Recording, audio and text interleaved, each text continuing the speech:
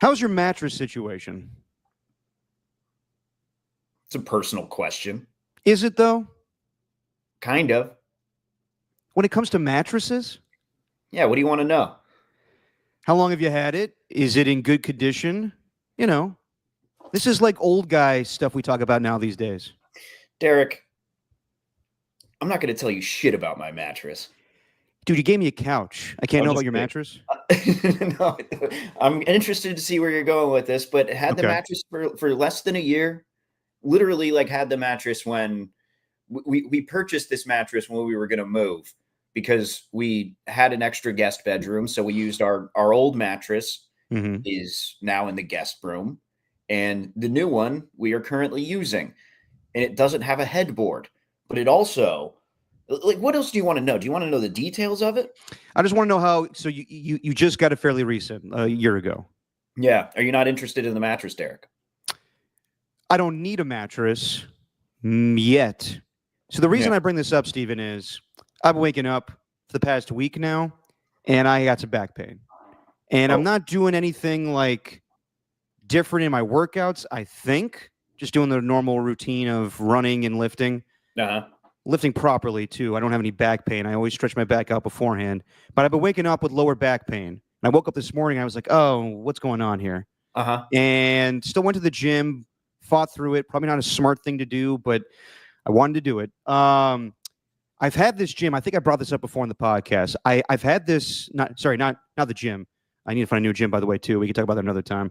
The mattress I've had for about 5 years now, Uh-huh. and I've always heard you should spend a good amount of money on a mattress. If you don't mind telling the audience, Steven, how much did you spend on your mattress? Oh, I don't even we're still paying for it. We financed it because they have Okay. the financing deal. So we're still You're doing financing. installments? Yeah. It's a Okay. monthly thing. I got a deal back. This is 2020, like a nice little mattress store in Burbank, California, when I was living in LA. I got a mattress for $200. And everyone keeps telling me that's a cheap ass mattress, my friend. And I remember calling my mom, like when I bought the mattress, she was like, "Derek, you need to get a different mattress. That's ridiculous. That's too low of a price." Yes.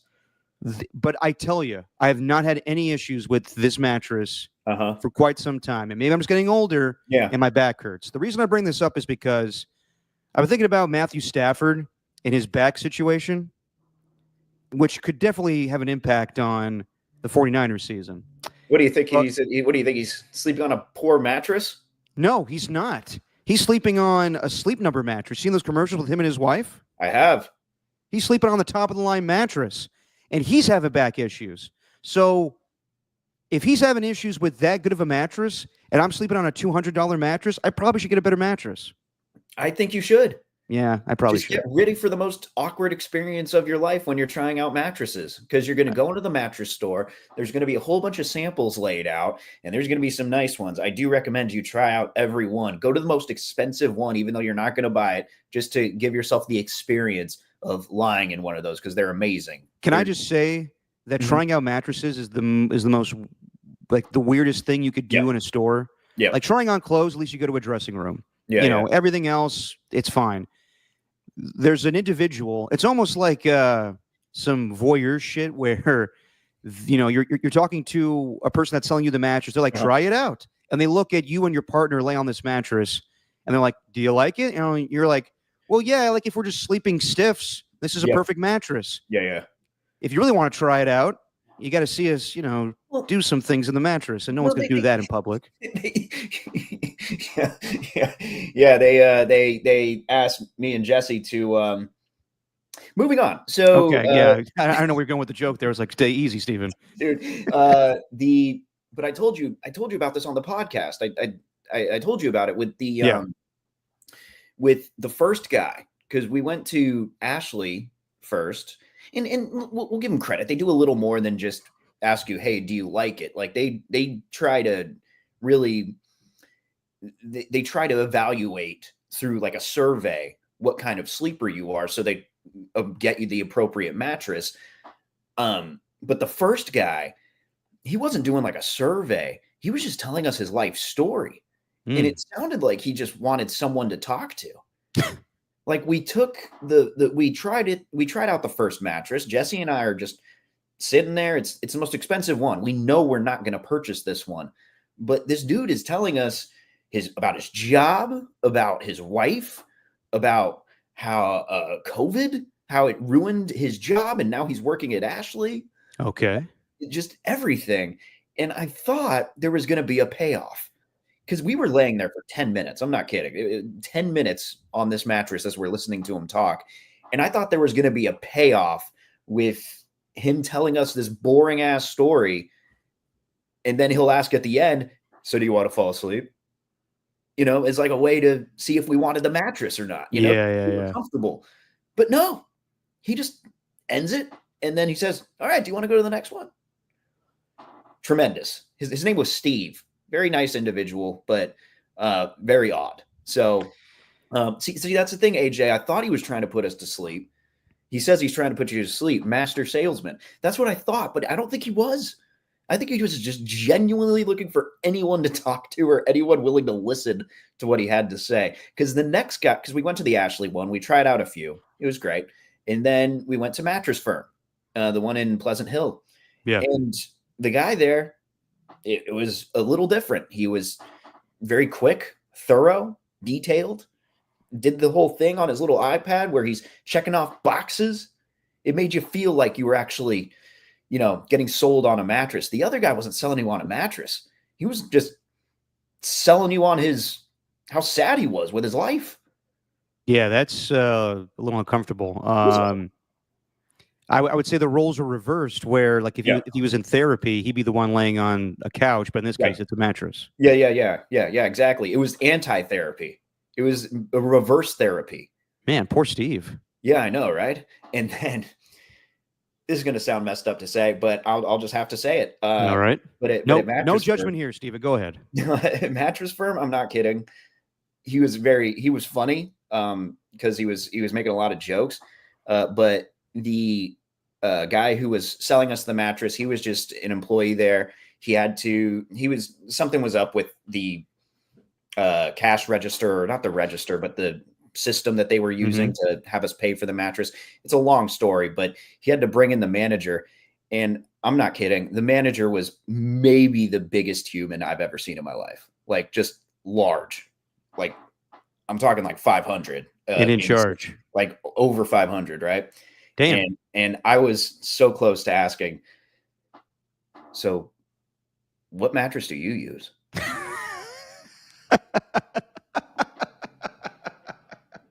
You know what? I was very curious because I'm like, he's a big guy. And I'm like, you need a heavy duty industrial size mattress, man.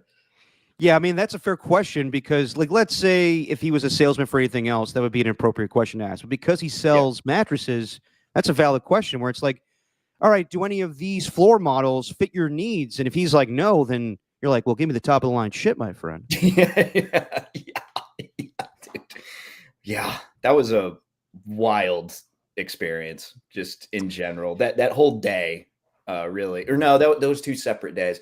But point being, we're very happy with the mattress. I forgot which type we got, but we got the one with the bed frame that's adjustable, the adjustable base. They're big on the adjustable base. They are. You got to make sure you ask, where's your adjustable base at? Not only that, do you sleep hot or cold too? Is a big thing in these commercials. Big thing. I'm a hot guy. I'm a hot sleeper. Really? So we got so you need cooling. We got the cooling mattress. Yeah. I've heard you sweat a lot. Yes. Sweaty sleeper. It's uncontrollable. I really wish I could do something about it. Maybe I need to eat better. I don't know. But you definitely can't control that, Steven. You can't. Some different life choices, and I'm sure you won't sweat in your sleep anymore. Yeah, well, you know what? I did make a different lifestyle choice, Derek. I took off the comforter, and now I'm just wearing the sheet. Ah. Yeah. So I don't sweat anymore.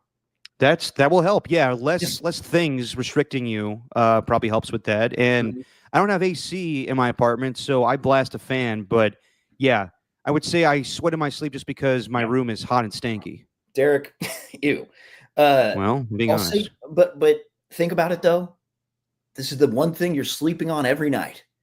Like, if there's one thing that you can invest on, then I think the mattress is a good choice. Yeah, I think I need to grow up a little bit and buy a more expensive mattress. So that might be a future investment I have. $200. What'd you buy? A piece of plywood? No, dude, it's not a bad mattress. It's firm. I'm touching it right now. Like it's not a bad mattress. It's just, yeah, I'm sure for long-term back pain, it's probably not the best. No, I imagine it's not.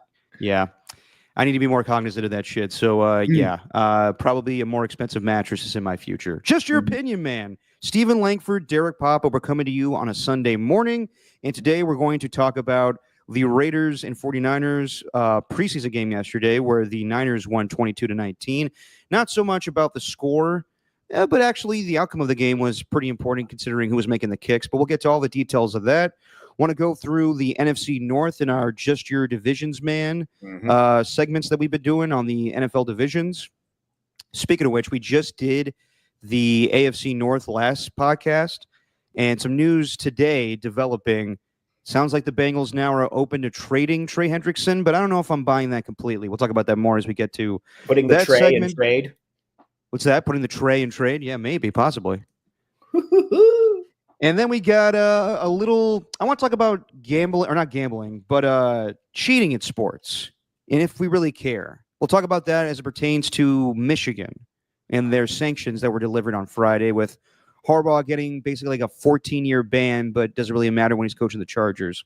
And then, as requested by Rocca New Era, we'll talk a little bit about Ohtani getting sued and that whole situation. And as always, we do our pop culture catch-ups and jackasses of the weeks on Sundays. But Stephen, let's start with the Raiders and 49ers. Yep. I was watching this game yesterday, texting you. You were in the middle of watching a movie, and then you watched the game. What movie were you watching, by the way? Jesse and I are catching up on Star Wars. We're okay. Going through them. Catching up on Star Wars? Not catching up. I've seen them. Jesse hasn't seen all of them, but we were just rolling through them. And honestly, I didn't have this one like marked in my calendar, like I said I was going to watch the Raiders 49ers eventually. I didn't know when. And yeah, I totally forgot that it started at 1:00 and we were already halfway through the movie. So I just said, let's finish this up and I'll watch it later. Which one? Was it one of the bad ones, like the Solo or any like the spinoffs? No, this was we kept it within the prequels, the original, and then the sequels. So we were in the Force Awakens era. We were at number 7. Gotcha. Yeah, we're on to number 8. I think it's The Last Jedi, and then The Rise of Skywalker after that. I got to be honest. I have not seen. I've seen only the first of the new trilogy that came out 10 years ago. Didn't see the last 2. Actually, you know what? That's a lie. I saw the middle one. My friends put it on, but I wasn't paying attention at all. We were drinking and it was on in the background of a party, basically. Yeah. And then I've never seen the third one, the final one, I guess, of the new trilogy, the J.J. Abrams ones, and I have no desire whatsoever. Yeah, I don't even remember if I've seen it. Honestly. Exactly.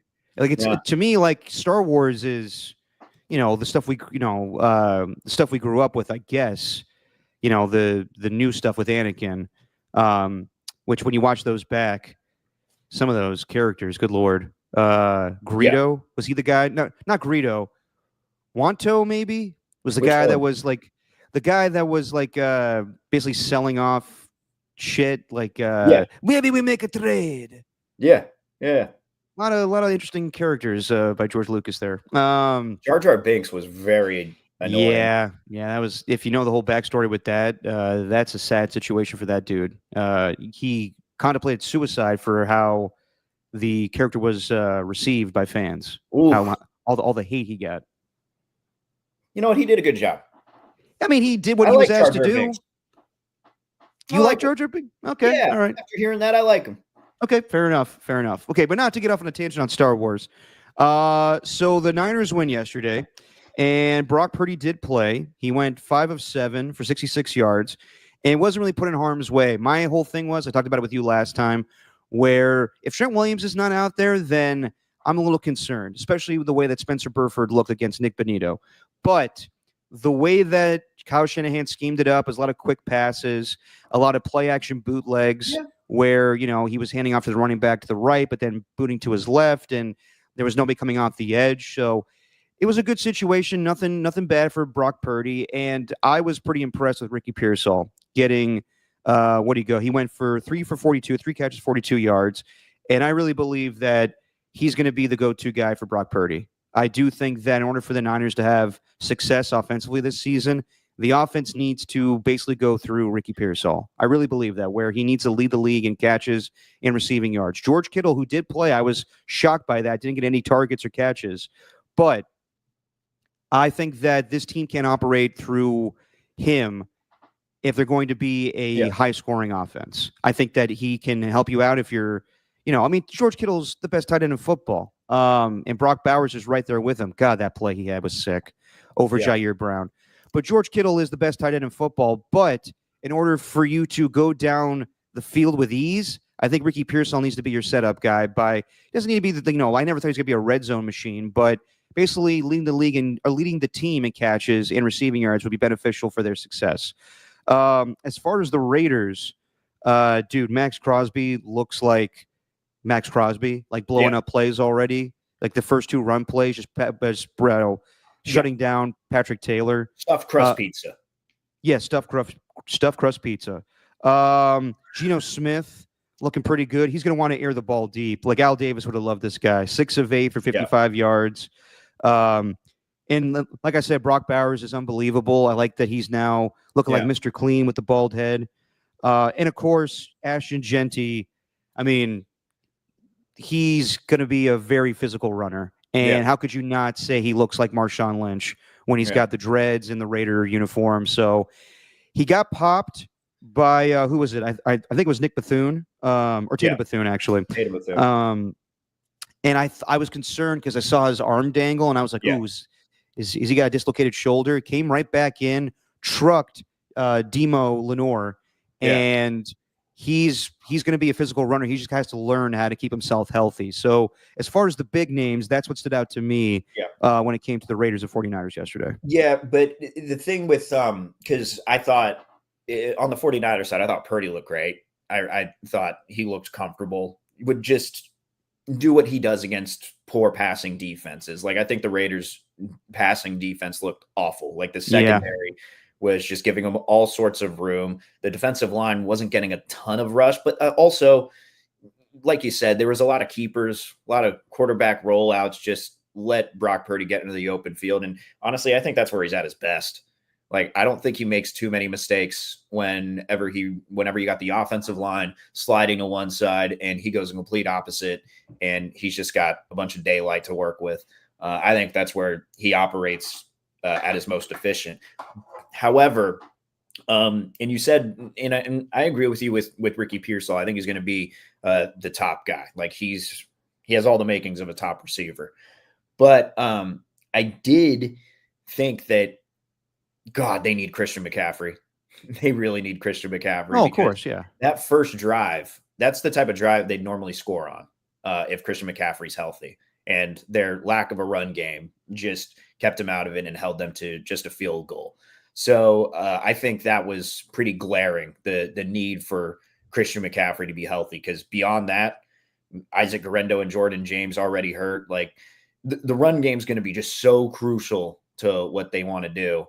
And, you're not seeing like the full breadth of a Shanahan offense without the run game. So that was pretty evident to me. But Purdy looked so good. So I'm not really, I really don't have any like true negative feedback. He was just solid all the way around.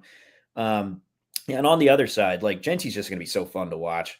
Yeah. He's like a mix of like all these Falcons running backs rolled into one. Like I'm thinking like Michael Turner and Devontae Freeman, just the way that he's able to cut, the strength that he has the strength of Michael Turner, but kind of the speed of Devontae Freeman. He like reminds me of a mix of those two. That's not bad. I'm really excited to watch him. I think Diamador Lenore, like beyond that truck stick, I think that he had a solid game. I think it's pretty clear that he's the number one lockdown corner. Harry Douglas had an interesting little tidbit on Twitter, focusing specifically on Dante Thornton, the Raiders rookie wide receiver. Mm-hmm. And it was the deep shot down the right side of the field where Geno overthrew him a little bit. And this was from, I believe the line of scrimmage was at like the 40 or just beyond the 40. It was like between the 40 and the 45. And when Thornton was going deep, he was already trying to look for the ball when he's at the 30, like 10 yards after he breaks out for his route. Harry Douglas is like, dude, if he just keeps running downfield, if he just runs and then eventually looks up at the ball, he's just got to trust that it's going to be there. Because he said that was actually a perfectly thrown ball by Geno. He just thinks the wide receiver was looking back a little bit. And had he just focused fully on his route instead of focusing on the ball, he might have actually caught that one. So it's little things like that they're going to be able to work on. And you mentioned the Brock Bowers thing. Yeah, I mean, what's more to say about that? The dude's elite. Yeah, no, like I said the other day, I was talking about this on Dirty Work. George Kittle, you have to give him the title of being the best tight end in football just based on longevity. But right now, Brock Bowers is right there. I would think, I think Brock Bowers is better than Travis Kelce at this point. And Travis Kelce's on, obviously all the accolades are going to be a Hall of Famer, but this is potentially his last season in the NFL. I think Trey McBride's right there, TJ Hawkinson, Sam Laporta, all these guys. But right now, with what Brock Bowers is doing, I mean, he's the number one guy for the Raiders. And that's what I'm saying in contrast with the 49ers.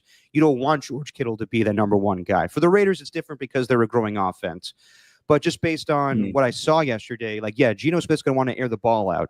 So the big play guy is probably going to be Trey Tucker. And then you would hope that DeAndre Thornton can make some plays. But as you just said, Stephen, Harry Douglas pointed it out where he should keep running, and there's going to be growing pains there. But Jacoby Myers is going to be their main guy as a wide receiver.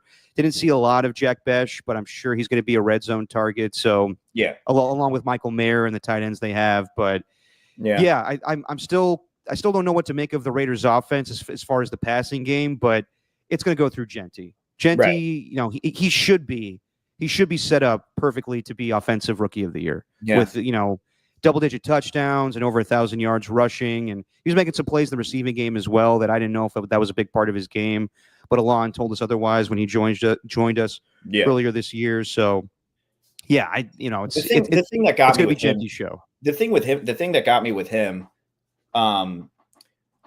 was after the game when he said he's just excited to play all 4 quarters so he could actually wear a defense down. And no one knows better about wearing a defense down than the 49ers. We've seen it. Like, they just wear the other team out. And by the time they get to the 4th quarter, it's curtains. It's game over because they just don't know what to do. And I'm not going to say it's that same way with the Raiders because the Niners obviously have had way more of a dynamic passing game than I think the Raiders are going to have this year. But they are going to have a running back who can wear down a defense, and they haven't had that since McFadden in like 2010. So I think that's something super exciting, man. I'm looking forward to that, but I still have questions about the defense. I'm very skeptical. Tyree Wilson looked good. He's been making strides. That's great. That's awesome.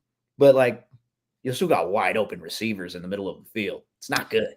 Yeah, that 3rd and 18 play from Purdy was good for Purdy and Ricky Pearsall, but bad for the Raiders defense. I thought that the only 2 really good plays were Max Crosby blowing up Jeff Wilson or Patrick Taylor, and the rest of it was just Brock Purdy dinking and dunk his way down the field, out finding open holes in the zone defense on 3rd down. So there's something they got to work on. I think there's secondary. I think Mosterati lost a step. Yeah. Yep. Yeah. Tim had to call him out there. Wearing the silver and black now, but. Yeah, I think there's a lot that I keep hearing the Niners talk about it all week where Brock Purdy and George Kittle were like, it looks like the 2015 Seahawks as far as their scheme. But talent-wise, you can't tell me it's there yet with, rookie Darian Porter out there and Eric Stokes.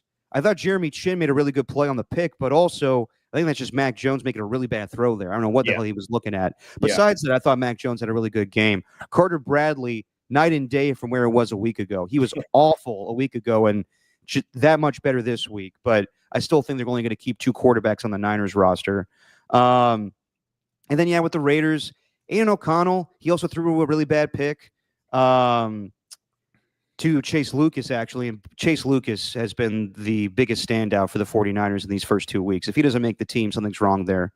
Because he just, fits the scheme perfectly with what Robert Saleh wants to do. Last week with the PBU and the safety sack. So yeah, he should make the team, but I'm still not sold on Aiden O'Connell being the backup 100% for the Raiders.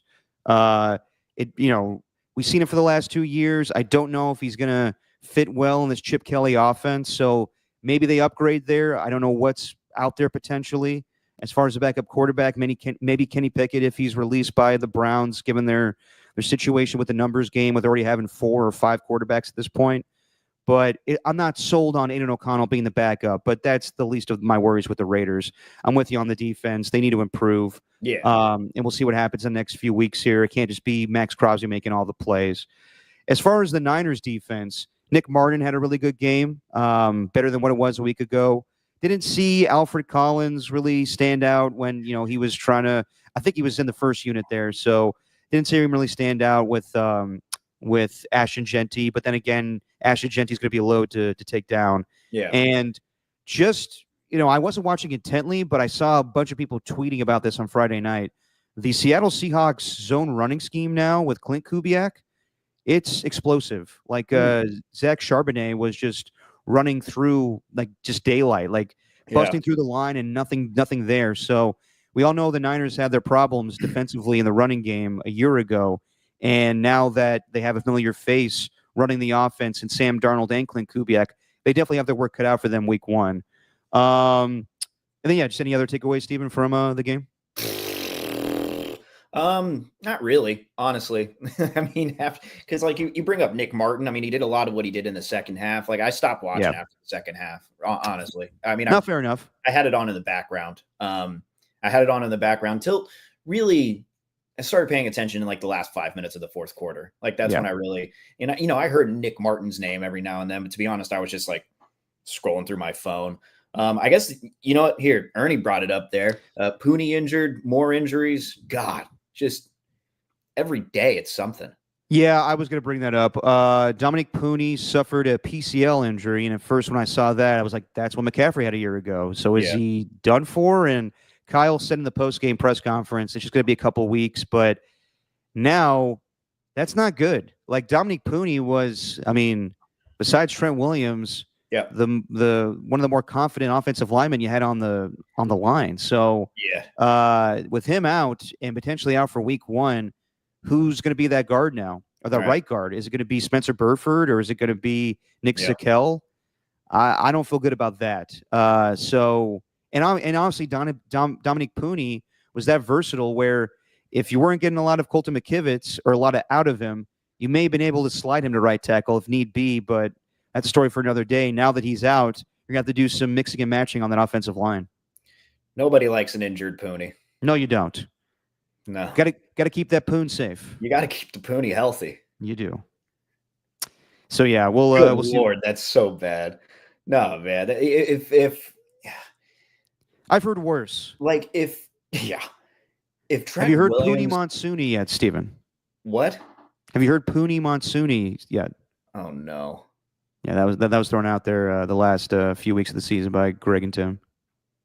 A Pooney Monsooni? The Pooney Monsooni, bro. God. Yeah. It's just a random side note. I watching Guy and Tim on the broadcast. It's always, I guess, jarring with how big Tim is, because you can forget how big of a guy he is because you're always listening on the radio. He's huge. But gosh, looking at that 2-shot where they're just both crammed into this little booth and you got Guy right next to him, and it's just like, my God, Tim, it's just massive. I'm a short king. I don't mind saying that, but also is Guy Haberman, and I would say I know Guy well enough to be like, I'm a little taller than Guy. Yeah, and they give Vern Glenn so much shit for being short. But I would love to see how it would look if they weren't like sitting down, if it was Guy looking up at Tim. Right. Maybe not the biggest, but I'm pretty confident in saying, like, among the preseason broadcast booths, they might have the best hair in the game. Oh, by far. Yeah. Now Tim's hair, and then you got Guy's well manicured comb over, whatever you call it. It's always looking great, by the way. Like that hair, it doesn't move. No, guy has elite hair. That's another thing. I was watching the game with my dad 2 weeks ago, and he was like, guys doing well, and then also was like, God, his hair's immaculate. Game recognized game when it comes to hair. Yes. I mean, it's never out of place. It's just so pristine all the time. Like even back when we saw him at training camp, and I said, "What's up?" to him and John, who were just hanging out, and just see the hair. It's like everyone's got all the hats. Like John had a golf hat on. You got Matt Mayoko with the sun hat, the classic sun hat. You had always rocking the sun hat for Matt always Mayoko. rocking the sun hat. You had Cam Inman with the visor, but then Guy just rolls up. I think he had like his hat strapped to his belt buckle because he knew that he had that hair working that day. It's just perfect all the time. Yeah. When I went to training camp last week, I lathered up some sunscreen on the side, and Guy's like, "Oh, you're really going to town on that sunscreen, huh?" And I'm like, "Well, I have to, bro." And he goes, "No, I never think about it." I'm like, "You son of a bitch." Yeah, but he's done a good job, man. I like Guy. No, Guy, listen, we all wish my dad was on the mic right now, but Guy's doing a fantastic job, and he acknowledges at every broadcast that he's filling in for the voice of the 49ers. My dad's still doing that, but yeah, like I said, I couldn't pick anybody more perfect to fill in right now than Guy Haberman. He's doing a fantastic job. Mm-hmm. So yeah, let's get to, I guess, not the biggest thing to come out of this game, but something that fans have been, let's be honest, bitching about for quite some time is Jake Moody. And he did miss a 53-yard field goal. But I have to say, after that, he made a 50-yarder, made a 44-yarder, and made a game-winning 59-yarder. And Kyle doesn't bullshit. I think that if I'm speaking for Kyle, I think that he was hesitant to draft Jake Moody. I don't think he wanted to do that. I think that he even said in the post-game or the post-draft interview with my pops and John Lund that he was like, I was looking to get a running back there. But kicker was a need. And so I know that Niner fans go crazy over the third-round selection of Jake Moody, where I'm like, talk to Raider fans in 2000 about Sebastian Janikowski in the first round, 11th overall. Now, of course, at the time, people were like, what the fuck are you doing, Al? And then that first season, I think that Jano was battling some bacteria infection and missed a shit ton of kicks. So at first, everybody was like, whoa, what the fuck is going on here? And as time went on, it was established that Sebastian Janikowski was the Polish cannon, and he's one of the better kickers in the 2000s. Is he a Hall of Famer? Probably not. But give it time on Jake Moody. I thought he rebounded pretty well yesterday, and I know he's missed kicks, but people are just, I think they're out for blood. Like I've already saw, like before the show started, we had Rocca Nuera and AJ Cruz. The show didn't even start yet, but in the chat, still not impressed with Moody making a game-winning kick. Still want to cut him. And then AJ Cruz, I'm down bad on Moody. He can make all the kicks, and I still don't trust him. Why? Because with Niner fans, when they just hate somebody, it'll stay that way for the rest of time. It doesn't matter what they do. It's ridiculous. You guys are being fucking ridiculous. Come on now. Think about that. If he made a game-winning kick in the regular season, you guys would be just overjoyed. But now you're like, I don't give a shit about the preseason. And back to Kyle. I know that. Hang on. Back to the. I bring up the kicking competition 2 weeks ago when Greg Joseph was there, and you're like, nah, I don't really care. And this is like the most passionate you've been on the podcast in a month. Yeah, because I'm well rested and actually got a good breakfast in, so I'm actually focused today. But yes. Well, no, because I hear people complain about Moody all the time, and I just don't get it. Yeah. Like, you just didn't like the fact that the Niners drafted a kicker in the third round, and then he missed kicks after that. That's what a lot of young kickers do. Yeah, you're going to want that leg. You're going to need that leg, like Jack Nicholson and A Few Good Men. You want me on that wall. You need me on that wall. You're going to want that leg in crucial situations. Yeah, and yeah, yesterday was a kicking bonanza. I think Raider fans feel more confident in Daniel Carlson as opposed to Niner fans with Jake Moody. Yeah, but I'd say everybody calm down. He had an ankle injury a year ago, and just back to Kyle. Well, that's the thing. Go ahead. That's the thing is the ankle injury. I think that really hindered him, and then you combine that with the whole thing that happened with Debo in Tampa Bay, and Niner fans going down his road. With Moody, if anyone remembers the first 6 weeks of the season, I think he only missed one kick. And anything from 50 yards, over 50 yards, I think he was perfect in that time. Like, he was fine the first few weeks of the season. Then he was out for a month. Then he comes back, and then it seems everyone did the Men in Black memory eraser on the first 6 weeks for him, because he was pretty damn good in the early stages. The neuralizer. The neuralizer. Damn. Yeah, man. So I'm kind of with you. And like I said, if he lost that battle to Greg Joseph, yeah, like, I would say no shade, but I'm going to kind of throw shade on Greg Joseph. This was his like 8th team in 5 years. I forgot how much it was. He really did not, for a kicker, pun intended, find his footing with any team. Well done there. Thank you. Flex here. Sorry, Kyle Shanahan's coming on with Dirty Work this week, so I want to ask him, like, was there any legit competition between Jake Moody and Greg Joseph? And I know, like, you bring someone in a camp, you're not going to downplay that, but they had to make moves given the injury situations to the wide receivers and the running backs and pretty much everywhere else. So they had to cut Greg Joseph. They can always bring him back, but I wonder if it was just like, no, we give Jake the benefit of the doubt because of the injury a year ago. And like back to Kyle, like, he downplays these preseason games. He doesn't really care about the outcomes or even the games to begin with. But you could see that he was pumped that Jake Moody hit that game-winning field goal yesterday. They all were. Yeah. So that establishes confidence in him going into the regular season. Yeah. So I would tell everybody, simmer down. It's okay.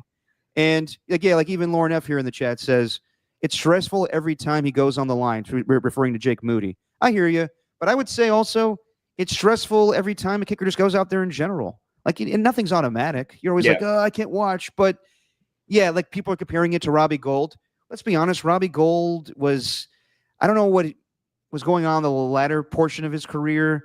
I don't know what his percentage was, if he was missing more kicks. There was a whole thing where he didn't want to be there anymore and the amount of money. And it was time to go younger at kicker. And, you know, you can have kickers in their 40s making kicks and whatnot, but I think they made the right move with Jake Moody. It doesn't hurt you anywhere else.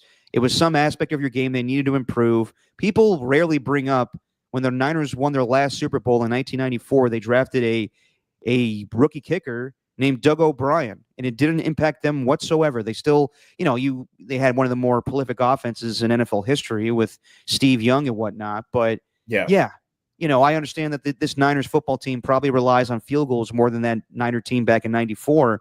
But just give it time, everybody.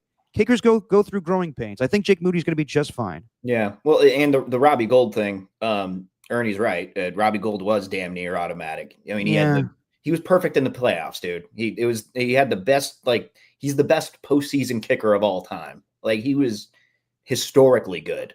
So it's tough to replace him, but I'm not going to be down. Like, I'm giving Jake Moody a lot of time, right? Like, again, like, that's as far as like the list of concerns, if any, that I have going into the Niners season, that's pretty low on the list. It really is. I think that's just because with kicking, there's no nuance to that conversation.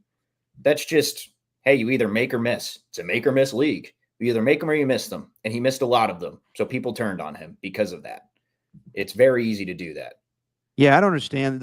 I'd rather have David Akers than Moody, and Akers was shaky as fuck. Yeah, he was. He missed 2 field goals in that 2012 NFC Championship game, AJ Cruz. What are you guys talking about? Why do you hate this guy so much? Good Lord. I think they're doing this to get under your skin. It's not just our lovely people in the chat. It's also people that call in all the time. Yeah. The Jake Moody hate is something I don't get. Yeah. It's also easy to hate a kicker. Let's be honest. It is. And I guess, you know, Steven, just real quick, I guess that's just the luxury just you and I have of just watching spectacular special teams for most of our childhood when it comes to the Raiders with Seabass, Shane Leckler, and of course, oh man, you're gonna hate me. Who was the John Kondo? I'm sorry, John Kondo. He's the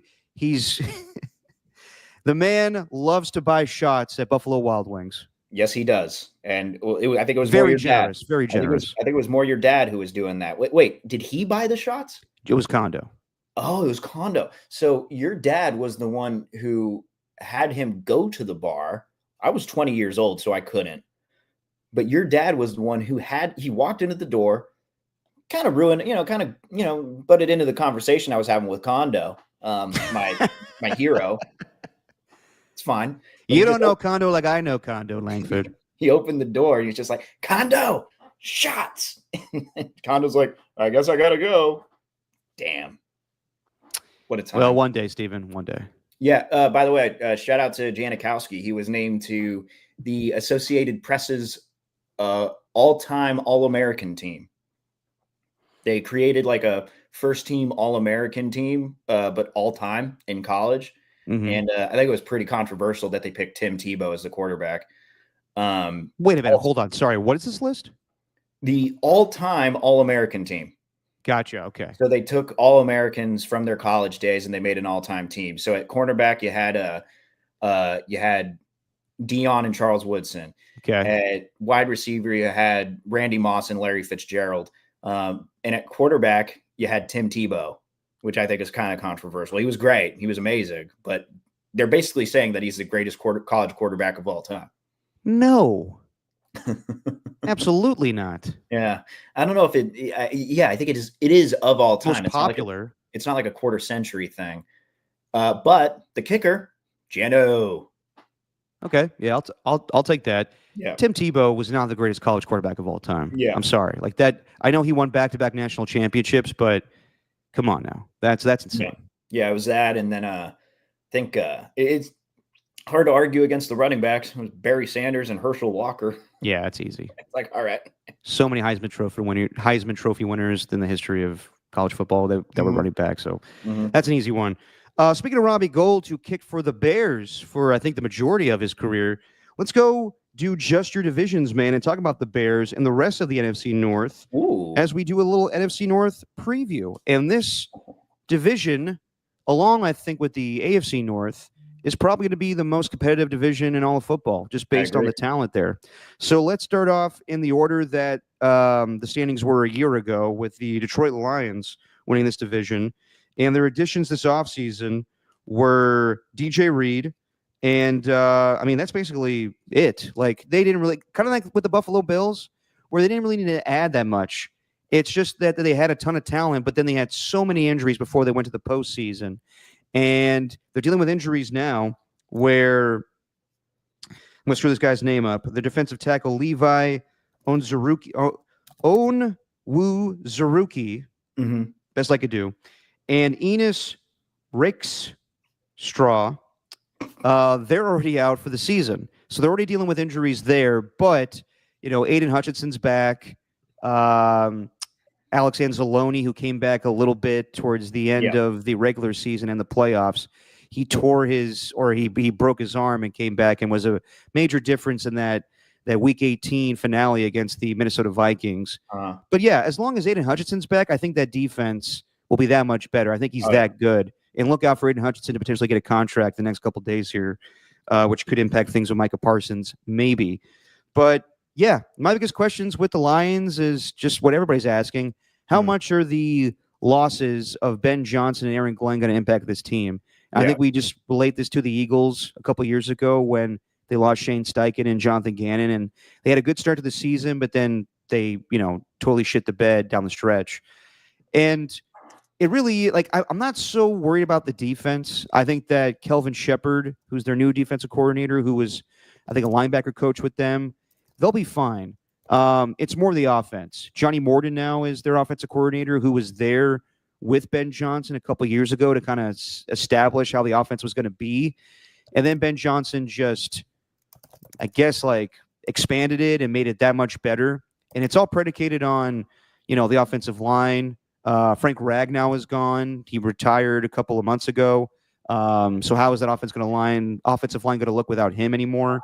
But it's all predicated on David Montgomery and Jahmyr Gibbs, and that's how Jared Goff is able to do the play action fakes and find Amon-Ra St. Brown over the middle and Jameson Williams over the top, and then Sam Laporta in the red zone. So I just want to know how big the drop off is going to be without Ben Johnson. Is it going to be the same offense with Johnny Morton? And also just how Jared Goff is affected by that, because everything was set up perfectly for him. That's why I think he's a very similar quarterback to Brock Purdy, where if the scheme is put into place and Jared Goff executes it perfectly, then they're going to be humming. They're going to put up 52 points like they did a year ago. But then there's the games where Jared Goff, like in the playoff game against the Commanders, throws 3 interceptions or throws 5 interceptions and still manages to win against the Texans. Can he thrive in this offense without Ben Johnson? Yeah, dude. That's going to be like the $1 million question, isn't it? Because I think the Lions, if I had to take any skill position group in its entirety, and I'm talking like wide receivers, running backs, and tight end, I would probably take the Lions over any other team in the league. Like if we're talking just those positions outside of the quarterback. So what is that going to look? Was that like just that's what I would take them from a Ben Johnson offense. But is that like the product of Ben Johnson, or are they truly the most skilled group in the NFL? And I think that's a question that, like, I don't know how to answer it just yet, because I really would. Like, you're talking Amon-Ra, Jameson Williams. You obviously mentioned Laporta, Jahmyr Gibbs, and David Montgomery. I would take that depth chart over any other team in the league. And that's, but again, is that a product of what the head coach of the Bears was doing last year, or is that because they're just that good? And I'd like to think it's the latter.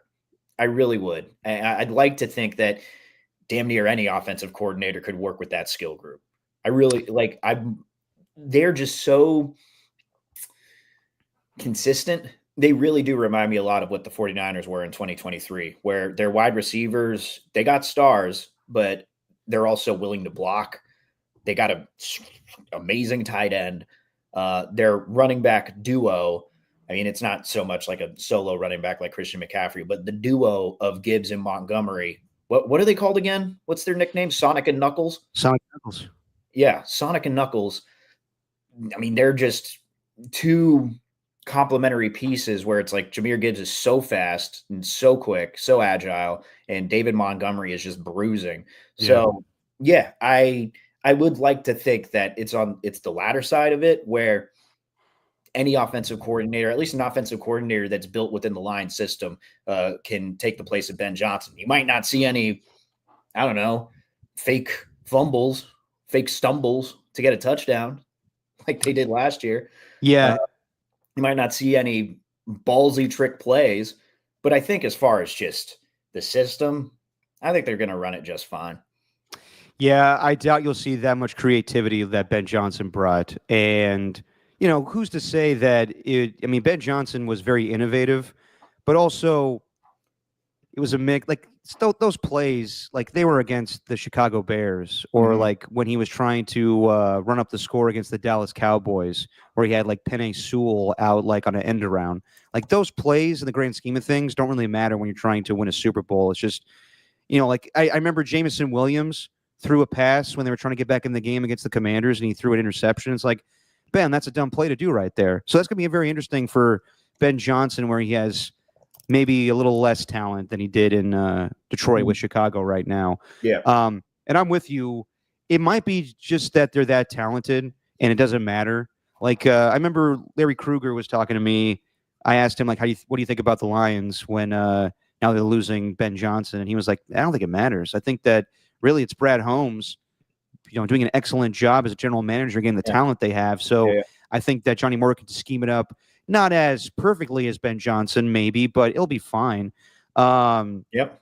Yeah. And, that's just my biggest question with the Lions, is just how they're able to go forward with that. And Jared Goff, is he going to cut down on the turnovers, even though he's had games where he's pretty proficient, like, having 18 for 18 type of games, and, like, having electric game, beating the Seahawks, whatever it was, like 49 points, whatever. You made an interesting comment, Stephen, where you said you would take the Lions skill set over any team in the league. Would you take them over the Eagles too? That's a good one. Because of Sam Laporta, I'd say yes. You would take Sam Laporta over Dallas Goedert? Yeah. No, that's fair. Yeah, I would. I mean, it's a really, excuse me. There's a really big one to bring up, and I think that's actually an excellent comp. But if you're going to tell me what my immediate answer is, maybe I'd change my mind if I just did a little more digging. But it feels like the Eagles, there's something even though they're the Super Bowl champions, it always felt like there's something weird with, I'd at least say, the wide receivers, like, and just AJ Brown and the lack of targets. Was that last year? Yeah. Yeah, like, just there's always something weird going on there. However, I would take Saquon over anyone else on the Lions, so you'd have to give him the edge there. But I think Sam Laporta, I think just it gives me, I'd say, more confidence in choosing the Lions just as the more well-rounded skill position group. I think it's pretty even. I would say It is. that, yeah, given how electric, like, it's debatable between Jared Goff and Jalen Hurts.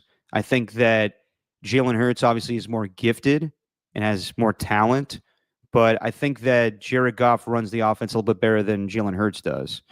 And Jalen Hurts benefits from a lot of skill players around him. Same thing with Jared Goff. So I would say it's pretty even. Yeah. Like when I was doing my NFC rankings, I think like you have to give the benefit of the doubt to the Eagles, and then the Lions are right behind them. And then there's this team that I put above the 49ers, and I got a lot of crap for this on KMBR. Minnesota Vikings. So this offseason, they picked up, they really needed to get better in the trenches. So they picked up Jonathan Allen from the Commanders. They picked up Javon Hargrave, who 49er fans know very well. They picked up some Colts offensive linemen, Ryan Kelly and Will Fries. And I think they're pretty good everywhere. Like, I think they're set up for success in most facets of the game. Obviously, Jordan Addison's going to be suspended for 3 weeks.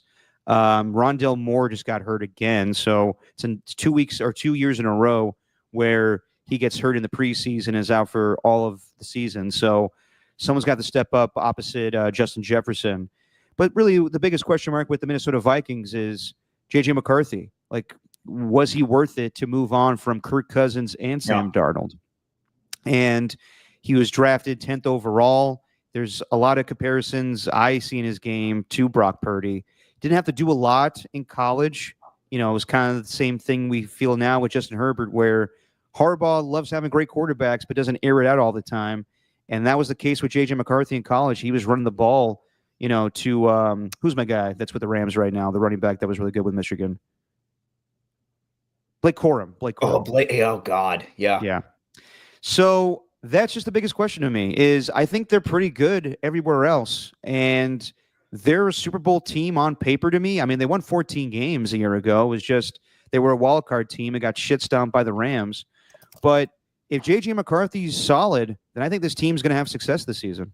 I mean, they've only built with getting Jordan Mason as a backup. Like, Jordan Mason, as far as I'm concerned, is the best backup running back in the league. You just have to take 2024, what he did with the 49ers alone, to make that judgment. So they did only get stronger. I think the quarterback is pretty much the obvious one. I mean, I don't really think there's any other question marks around the Vikings because they were just so damn good last year. And it came down to the final game of the season. They didn't get worse outside of any other position. Did they get worse at quarterback? I don't know. Like, this is a team where I'm kind of just in wait and see mode, honestly. Like, they were just so strong with Justin Jefferson last year, and Sam Darnold had that career resurgence. I don't think there's any other thing that tops what's going to happen with the quarterback. And I just think that rushing game just got so much stronger with Jordan Mason. And who knows, like, Aaron Jones was good last season. I think he had like over 1,100 yards rushing. But he did only have 5 touchdowns. And I think a lot of fantasy owners this year are going to be probably urged to select Aaron Jones first. But I think Jordan Mason is going to be like that red zone vulture where he's just taking all the touchdowns. So I think it's going to be a two-headed monster there in Minnesota. But again, it's all up to the most important position in the NFL. It's a quarterback. Yeah, and I would say there's maybe some question marks with their secondary as well. But, yeah, the same thing with the Lions where they have kind of lightning and thunder. And that was like always the thing back in the day with Chris Johnson, Lendell White, and Brandon Jacobs, and Derek Ward with the Giants. You need a speed guy and you need a bruising running back, and that's what they have right now. Yeah, as we were just talking about with Montgomery and Jahmyr Gibbs, and the Vikings are set up the same way, with Jordan Mason now in between the tackles, and they have Aaron Jones who can impact you in the screen game. What's an interesting one? What's up? On the defensive side, I totally forgot about this, and I was just looking at the depth chart. But apparently he's been bringing in rave reviews from camp because they run a 3-4-D. But Javon Hargrave has been apparently wrecking shop at training camp with the Vikings. And he's going to be starting as an edge rusher. It's not going to be a D tackle. He's going to be more not an outside linebacker in that 3-4 scheme, but he's going to be more of an edge rusher. So obviously he's not going to be like lined up on, I forgot what technique it is, whatever it is, but I think he's going to have an interesting role, maybe even get back to the form that he was in with the Eagles, because maybe the scheme just didn't work for him with the Niners. So you're saying he's going to be more, I guess, of a 5 technique, like when they're in the 3-4 base, Correct. He's going to be he's like a defensive end on the side there. Yeah. Well, yeah, like I would say their pass rushers are going to be still Jonathan Grenard and Andrew Van Ginkel, but he's going to help them out. I'm looking for Van Ginkel. Yep. And a fresh pair of shorts. Moving on here in the NFC North, let's go to the Green Bay Packers, who didn't do a lot in the offseason as well. They picked up Aaron Banks from the 49ers. They drafted a wide receiver for the first time since 2002. Yeah, so they did do something in the offseason. That's a big deal. Yes. I'm talking about like as far as free agent signings. Like they don't usually go for the big names. Right. But yeah, they needed help wide receiver wise. And they got Matthew Golden, my guy from Texas, who I thought was hands down the best wide receiver in the draft. But there could be something on the rise here as far as a trade they could potentially do. Yeah. So I mentioned earlier Trey Hendrickson, and I think that one of the biggest needs the Packers have is pass rush. Rashawn Gary is a really good pass rusher, but he needs somebody like he's the setup guy, in my opinion. He's not like a guy that's going to go crazy and get 15 sacks in a season. He's not a Nick Bosa or a Max Crosby or anything like that. He's a good number 2 for a main guy. And there's rumors out there. I saw that the Packers have a trade on the table for the Cowboys for Micah Parsons. That's including multiple first-round picks and actual defensive players in return. And like the Packers haven't gotten like a guy of that caliber since Reggie White. Do I think Micah Parsons would ever be traded from the Dallas Cowboys to the Green Bay Packers? Absolutely not. Do I think Trey Hendrickson could be? Possibly. I still think at the end of the day, this is the Bengals throwing this out there for like a last-ditch effort to be like, all right, we really don't want to pay Trey.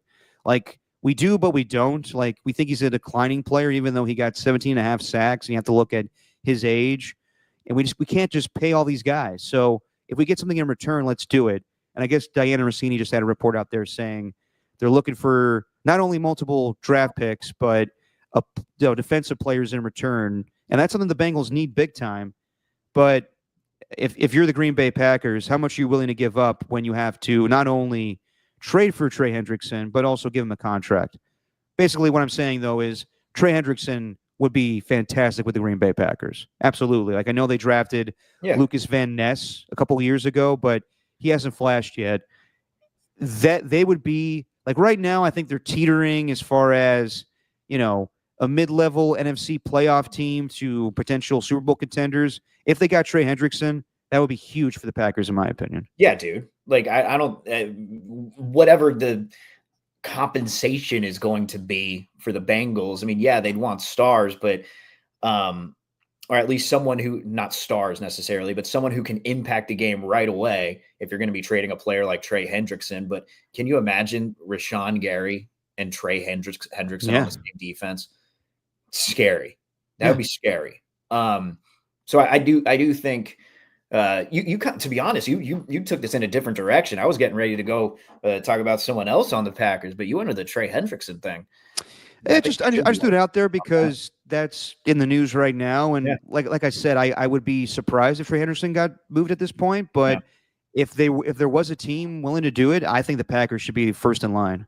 Yeah. No, I mean, I'm not mad at that. The thing with the Packers that I was going to focus on with defense, and I was kind of saving this until this conversation because this was like the first. I don't think it was the first day with non-padded practices, but it was the first day with like 11 on 11s. And Nate Hobbs, former Raider cornerback, signed a 4-year contract. This was literally the first thing that I read out of Packers training camp when The Athletic was doing their observations. And part of the headline, Matt LaFleur tells Nate Hobbs he needs to tone it down. I guess in practice, he's knocking over Dontavian Wicks. I think he did it with another wide receiver too. And let me just read the quote. During his pre-practice news conference on Sunday, Matt LaFleur was asked if Hobbs needs to tone down his physicality. The answer is yes, LaFleur said. This is what I told him. I don't think it's malicious. I think it's one of the things and one of the qualities that we really admire about him is how he competes. It's just we talk about competing for the football. We just don't want to go through a person, whoever that person is, to make a play on the ball. I don't mind him going through the hands. We just don't want him going through the body because that's how you end up with people on the ground. We'd all be sick to our stomach if somebody got hurt.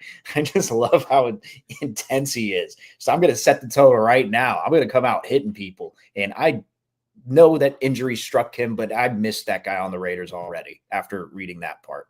Yeah. And I only think he's going to strengthen the defense. And, you know, another guy who was on the Raiders previously for a couple of years, but has shined with Green Bay is Keyshawn Nixon. And I think that secondary can be interesting to watch even without Jair Alexander. Yeah, I mean, that will be a big loss this season. But, yeah, the addition of Nate Hobbs, I mean, that's going to be missed with the Raiders when you watch their secondary yesterday. And then, you know, Ja'Cory and Bennett not out there either. But, yeah, you mentioned the wide receivers for the Packers. When they flashed down the stretch of 2023 with Jaden Reed and who else? Dontavian Wicks, Bo Melton, all these guys. And then Romeo a year Dobbs. ago, what's up? Romeo Dobbs with his big, the great kazoo helmet. With the Guardian cap on it. They were non-existent a year ago, and now they're going to have even more struggles without Christian Wilson? I forget his name with the Christian Watson with the Packers. He tore his ACL the last week of the season, so I have no idea when he's coming back. But like I said, they drafted a wide receiver for the first time in the first round since 2002. So a lot will be there'll be a lot on the shoulders of Matthew Golden this season. But my biggest question mark for the Packers is, can the receiving core look like it did in 2023? And can Jordan Love look like he did in 2023? Yeah. I thought he took a major step back a year ago. And I think it was primarily injuries. But the podcast listeners of this show, the YouTube chat, love to get on me for my love for Jordan Love. And I really think that he has a ton of potential. I do think that he could be a great quarterback in this league. And he's right there with me with Brock Purdy, where Brock Purdy has accomplished more. But just because Brock Purdy beat Jordan Love in a playoff game doesn't mean that I think that Brock Purdy's a better quarterback than Jordan Love. He has the tangibles.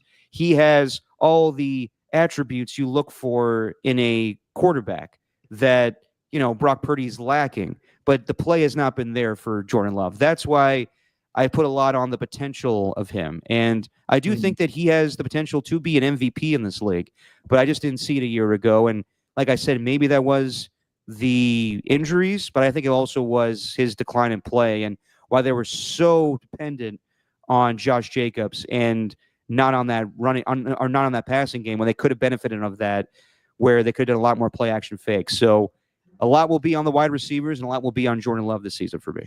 Yeah, man. And there's from what I've been reading in the past is Matt LaFleur feels like it's not even just he's going to return to 2023, like you mentioned. Like they think that he's going to go beyond that. Like they think he's still got a much higher ceiling than people give him credit for, just because he was sitting on the bench for as long as he did.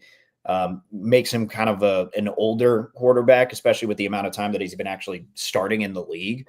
But yeah, man, I think a lot of it's going to be down to his wide receiver group because it was not good last year. The Packers were known for just how many drops they would have in every single game. It felt like there was always a low light that we'd see with each week. So yeah, man. I mean, Jordan Love again, that's the other big question mark, right? Like, where would you put him in the NFC North? Like ranking, you'd probably put him second behind Goff. It would go like Jared Goff, Jordan Love.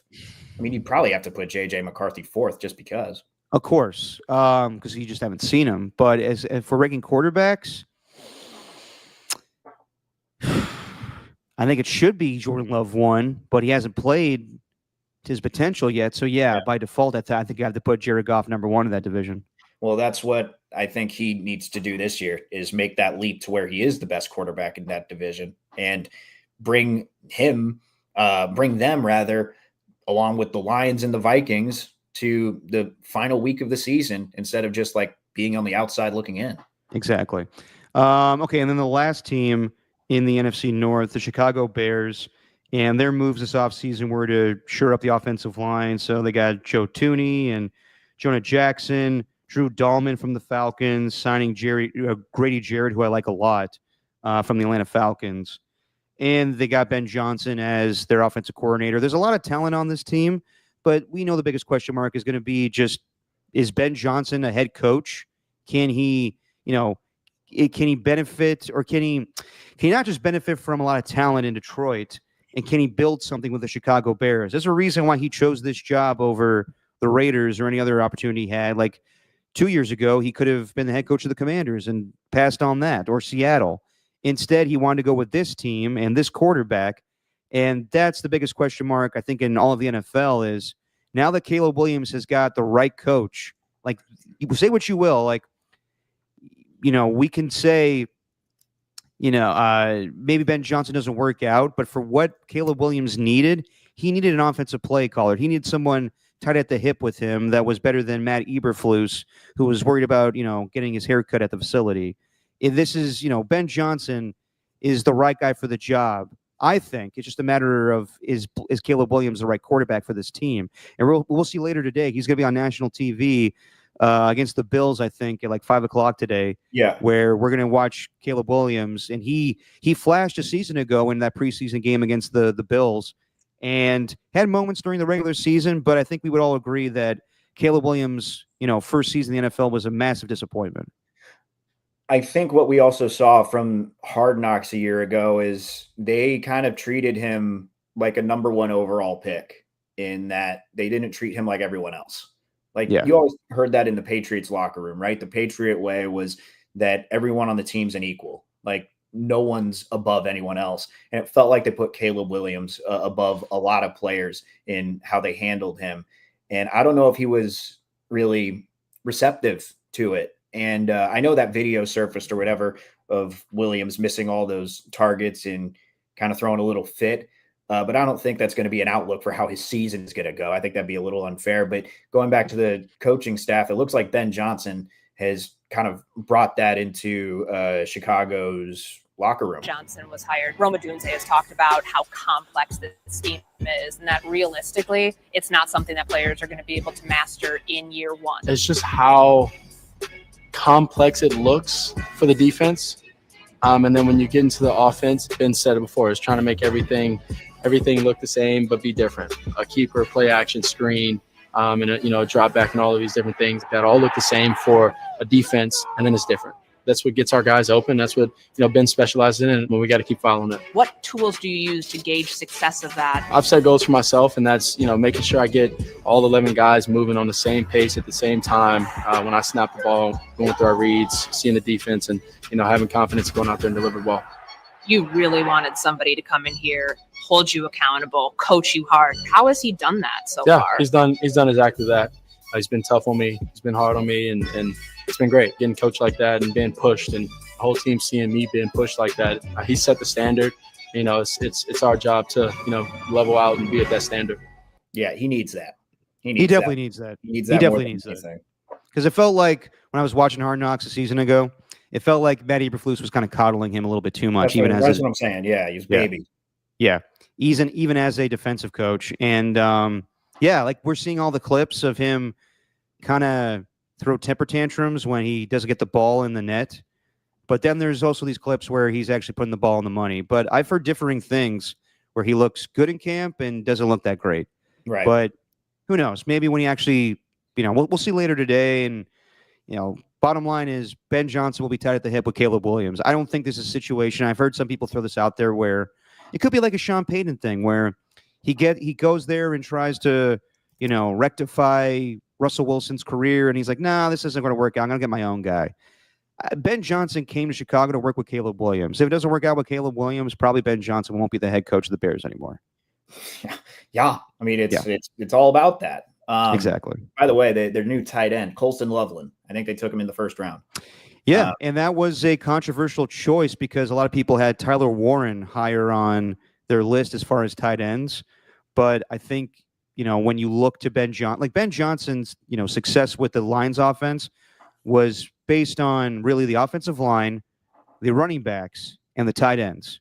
And he did a lot this offseason with Ryan Poles to improve the offensive line. I mentioned them all, Joe Thuney and Jonah Jackson. And then running back-wise, they have the Andre Swift. They tried to get Nick Chubb. I thought that was a rumor for a while, but didn't end up landing him. They drafted another running back, but I don't know his name right now. And then tight end-wise, and with the Lions, they had Sam Laporta and Brock Wright, and now they have, Cole Kmet and Colston Loveland. And, you want guys that are equally good blocking and catching at the same time. So, yeah, I think it was a solid move. Go ahead, sorry. The whole point of me bringing him up was because he went viral, and I didn't really doing the whole. I mean, what are we doing here? These rookie performances have to be reserved for Hard Knocks. Like, why are we putting these on the regular team social media accounts? Like, what are we doing? Hard Knocks has to be pissed. But that's not the point I was getting to. Colston Loveland kind of looks like Ken Marino, like the comedian, Wet Hot American Summer, and believe me, I love me some Ken Marino. Yeah. Who doesn't? He's great. But like Colston Loveland kind of looks like it. Does he not? I kind of see it. He has the look. Anyway, we don't need to hear him giving his rendition of "Let Me Love You." We go. Did I ever tell you when I went to South by Southwest years ago? I met Ken Marino. He was doing like a podcast, and his like go-to thing on talk shows was to sing Macy Gray. Mm-hmm. I try to say goodbye and I choke. I asked him to sing it, and he was like, "I do this all the time, but sure, why not?" And he nailed it. I fucking love Ken Marino. Yeah, he's a lead singer for a band called the Middle Aged Dad Band. But he doesn't age. The man doesn't age. No. But he's with a bunch of other comedians too, and he's the lead singer, and he's really good. No, dude, he's still in incredible shape. Like that whole cast of Wet Hot American Summer hasn't aged. Yeah. Since how long ago was that movie? 25 years?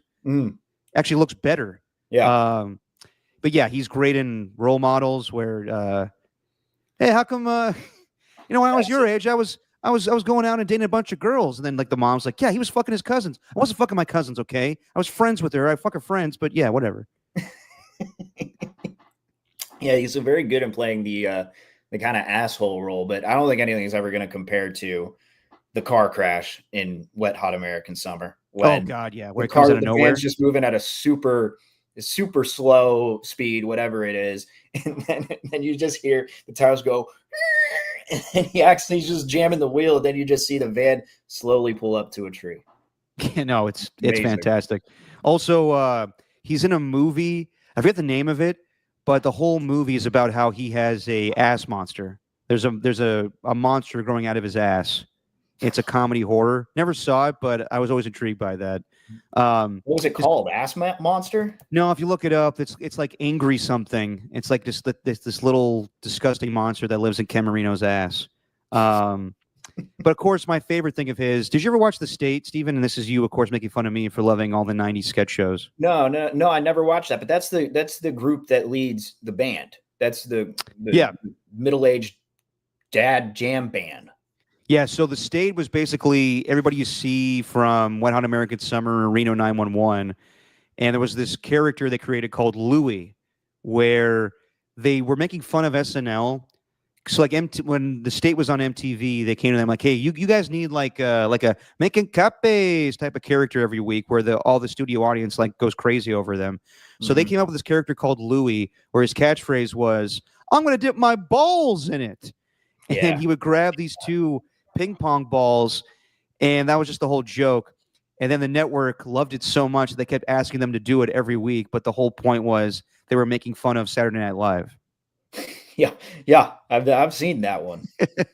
Amazing. Speaking of, well, nothing really, just breaking news.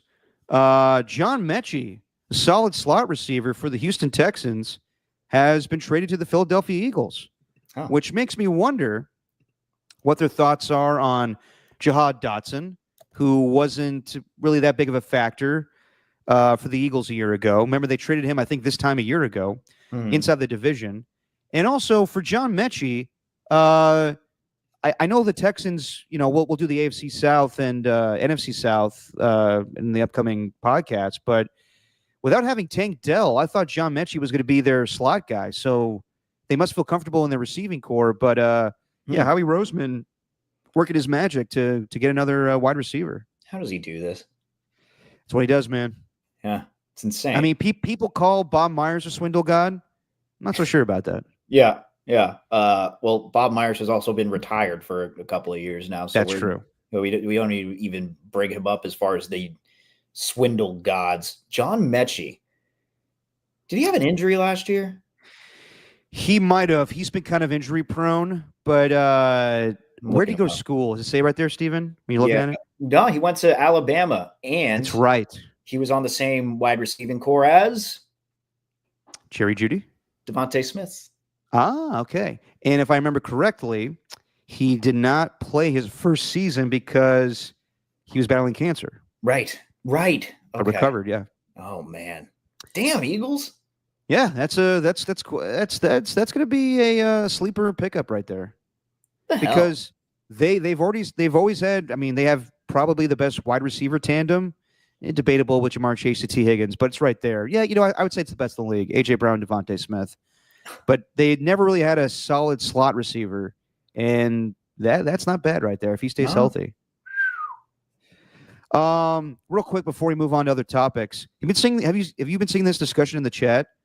I think there's this whole, while we were doing our NFC preview, there's this whole debate about nations versus In-N-Out. I'm reading here. Lauren F, I guess, is more of a nations fan, and everybody else is a In-N-Out fan. I haven't had In-N-Out in quite some time, but it's, arguably the best burgers in all of America. Fries are, cardboard. I had Nations. I love their fries. You love the In-N-Out fries? I do. Okay, hold on. It's Lauren amazing. Lauren F is calling me out. No, Derek. Okay, all right. So what's the situation here? Because I'm catching up here. Basically, what I'm saying though is compared. Oh, I got it reversed. So so Lauren F is all about In-N-Out. Okay, gotcha.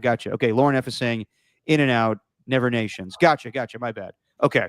In-N-Out fries are practically liquid. No, they are practically potatoes. Skills, you see them chop the potatoes in the back. They are not liquid.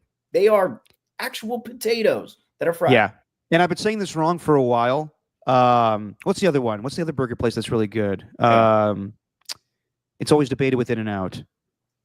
They have like bigger burgers. Not the Habit, but damn it, what's the name of the other burger place? Name some, damn it. What a burger. Fat Burger. I don't know. What do you mean? Burger King? Carl's No, Jr.? it's another. It's not like a big chain, but it's a chain. When it comes to burgers, but I always say their fries are bad, but actually their fries are pretty good. Wendy's? What's up? Wendy's? Not Wendy's. No. This is great podcast stuff. Shake Shack? No, it's not Shake Shack. It's the other one. It's God, you had that one, AJ. That was a good one. Good pull. Yeah. Just speaking on the Habit, or sorry, Nations. Had Nations a couple weeks ago in Daly City. It's not bad, but I wouldn't say never Nations.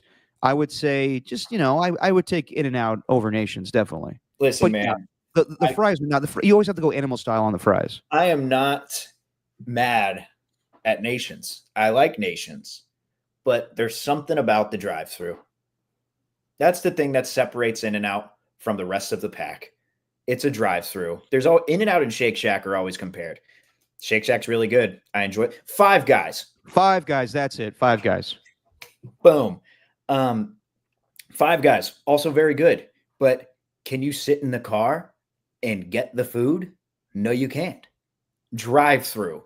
That's what separates In-N-Out from the rest. No, you're right. But the In-N-Out drive-through is ridiculous. It is. But honestly, like if I had to, AJ's right. Five Guys is absolutely overpriced. But It's been a minute since I've had Five Guys, but I will always say Five Guys has a really tasty burger, but it's messy as hell. It's not a this or that conversation, Derek. Right, There's a right. lot that goes into it. You got to take price. You got to take the logistics into the account. And if you're just telling me, like, all right, pick the best burger, don't use anything else to impact your decision. Yeah, I might go Five Guys. Five Guys is the type of burger I like. You know, it's thick. It's got that diner kind of style to it, but also they do the thing which I love, everyone should do this at home, by the way. If the thing that people do, Derek, at home is they might make a burger or a sandwich and they just immediately eat it. Like they make it and then eat it immediately. No, what you do, you get the burger, you make the sandwich and you wrap it up. That's the beautiful thing that Five Guys does. They wrap it right up in aluminum foil. And they don't even like melt the cheese on there. They put the cheese on the burger, then they put the toppings on, then they just wrap it up in aluminum foil. And all that insulated heat goes in that aluminum foil. Then you open it up and it's beautiful. All the juices, all the flavors mixed together. I love that. In-N-Out could do that, I think. And that's one thing I think In-N-Out could do to make their burgers better. But I'm big on the foil wrapped around the burger. Yeah, that's more of I think, food truck thing that Five Guys does, where In-N-Out does more of the classic burger wrapping. Right. But you're a big display guy when it comes to burgers. Oh yeah. Well, not display. It's all about the taste, Derek. The foil matters when it comes to the taste? Yeah, dude. It's science. Like if you wrap it in foil, or if you're doing a sandwich, I recommend anyone do this. If you're making like a sub, then wrap up that sub in like some parchment paper, maybe even foil if you want to, and just let it sit for a few minutes. You can foil it if you want to. Wow. Let all the flavors kind of mesh together, man. Thought it was good. It's the best. Okay. It is the best. So I'm big on that. But also with Five Guys, the amount of fries that they give you is insane. Yeah, but their fry game's that much better than In-N-Out. I will say that. Their fry game is on another level, but they give you so much. Yeah. It's nuts. You order a cup of them, then you got an entire bag. You basically get 2 fries for the price of 1. Yeah, I mean, I've been messing up saying on the radio and here that Five Guys fries are bad, but I've been thinking about In-N-Out for whatever reason. No, Five Guys has really good fries. It does. If you want to go local, though, not a chain, East Bay is where it's at when it comes to burgers. Got True Burger by me in Oakland. They got Scolari's by Steven in Alameda. Yeah. Not to mention, if you're looking for a good sando, I went yesterday with my brother to Clove and Hoof in Oakland. Really good sandwich spot. I think they do burgers as well, but it was on Triple D back in the day with Guy Fieri, and it's a solid spot. I recommend it. Yeah. Lauren responds saying Steven's fancy with the food and wraps. Ernie too says always wrap it up. Yes, it's Make sure important to. I mean, hey, double wrap it. That shit up, B. Wrap it up if you need to. Double wrap it if you need to. AJ Cruz mentioned Val's in Hayward. Val's is so cool. You ever been there? It was Jack Del Rio's favorite spot. Yeah, I'm familiar with the place, but I don't think I've ever been to said burger spot. It's so old school. It was really it's really cool, man. It was awesome when we went over there. Yeah, once. There's a good old fashioned one. I think that's probably like, what is it, Val's? Yeah. There's one called Ames or Ames down in Oakland on Grand. That's very old school. Like it's got like a diner setting or like not like a drive-through window, but like a pull-up window where you just grab the burger and go. Yeah. You need to try that out, actually. The Nations thing has me. I don't think I mentioned this on the podcast. This is kind of an opinion that I like to bring into a friendly conversation whenever people are around, just to get things going. You know, when the mood is starting to feel a little, I guess, dry, and you just bring up this random topic. I think much like Nations, I think we need more like Nations. We need to bring back the idea of just going to get a slice of pie. Hey, you want to go to this place to get some pie? I want a slice of, want some pie? Yeah, I want to go to that. You want a piece of pie? We need to get back to that as a society. Going to a place, just for the pie. Yeah, I think we all are cool with getting ice cream after a meal. There's a good Yeah. ice cream spot for me too, right over here. But no one, yeah, and I'm with you, Steven. A slice of pie? Oh yeah, man. Just go for some pie, like in Twin Peaks. You ever seen that show? No, but I will say I kind of want to check it out. I've been like on a David Lynch thing lately. Well, it's bizarre, but the one of the recurring, not really jokes, but it's at this restaurant in the hotel that he's staying at. You make the best pie, delicious slice of pie, and I think we just need to get back to that. Yeah, isn't that a whole thing in Boy Meets World? Is it? I don't know. Adam Copeland brings it up all the time. I never watched Boy Meets World, but there was a whole thing about this guy driving, and he's like, I drove all across the country to get the world's best pie. It says right here, the world's best pie. And the guy's like, well, we serve chili. But I never seen Boy Meets World. So you brought up a reference that you've never seen, but someone else brings up? You struck me as a Boy Meets World type of guy. Oh, yeah. I mean, how do you not love Boy Meets World? Well, so I just referenced it, but you don't know it? I don't know the episode. I haven't watched fair every enough. single one. It is Fair on enough. Disney Plus. Topanga was, I think, every millennial's first love. Who doesn't love some Topanga? Yeah. I've seen her. She's, yeah. Derek, you had to be there.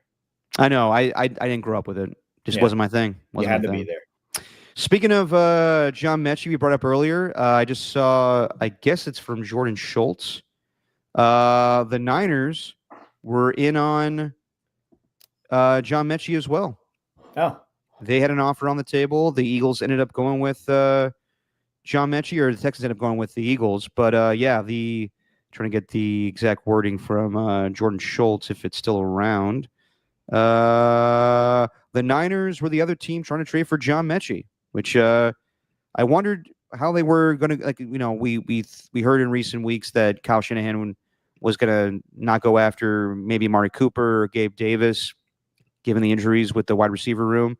I will say I did feel pretty good about that situation yesterday, just watching DeMarcus Robinson and Isaiah Hodgins and Robbie Chosen making some plays. So, but they definitely could improve it. And, if they're not liking what they're seeing from, we didn't see a lot of Jacob Cowing yesterday. That's another thing where I was like, if he's going to be the third wide receiver come week one, I don't know if he's only caught like 4 passes in his NFL career. I don't know about Jacob Cowing, but I think that John Mechie would have been a good pickup for the Niners, but alas, Philadelphia is where he goes.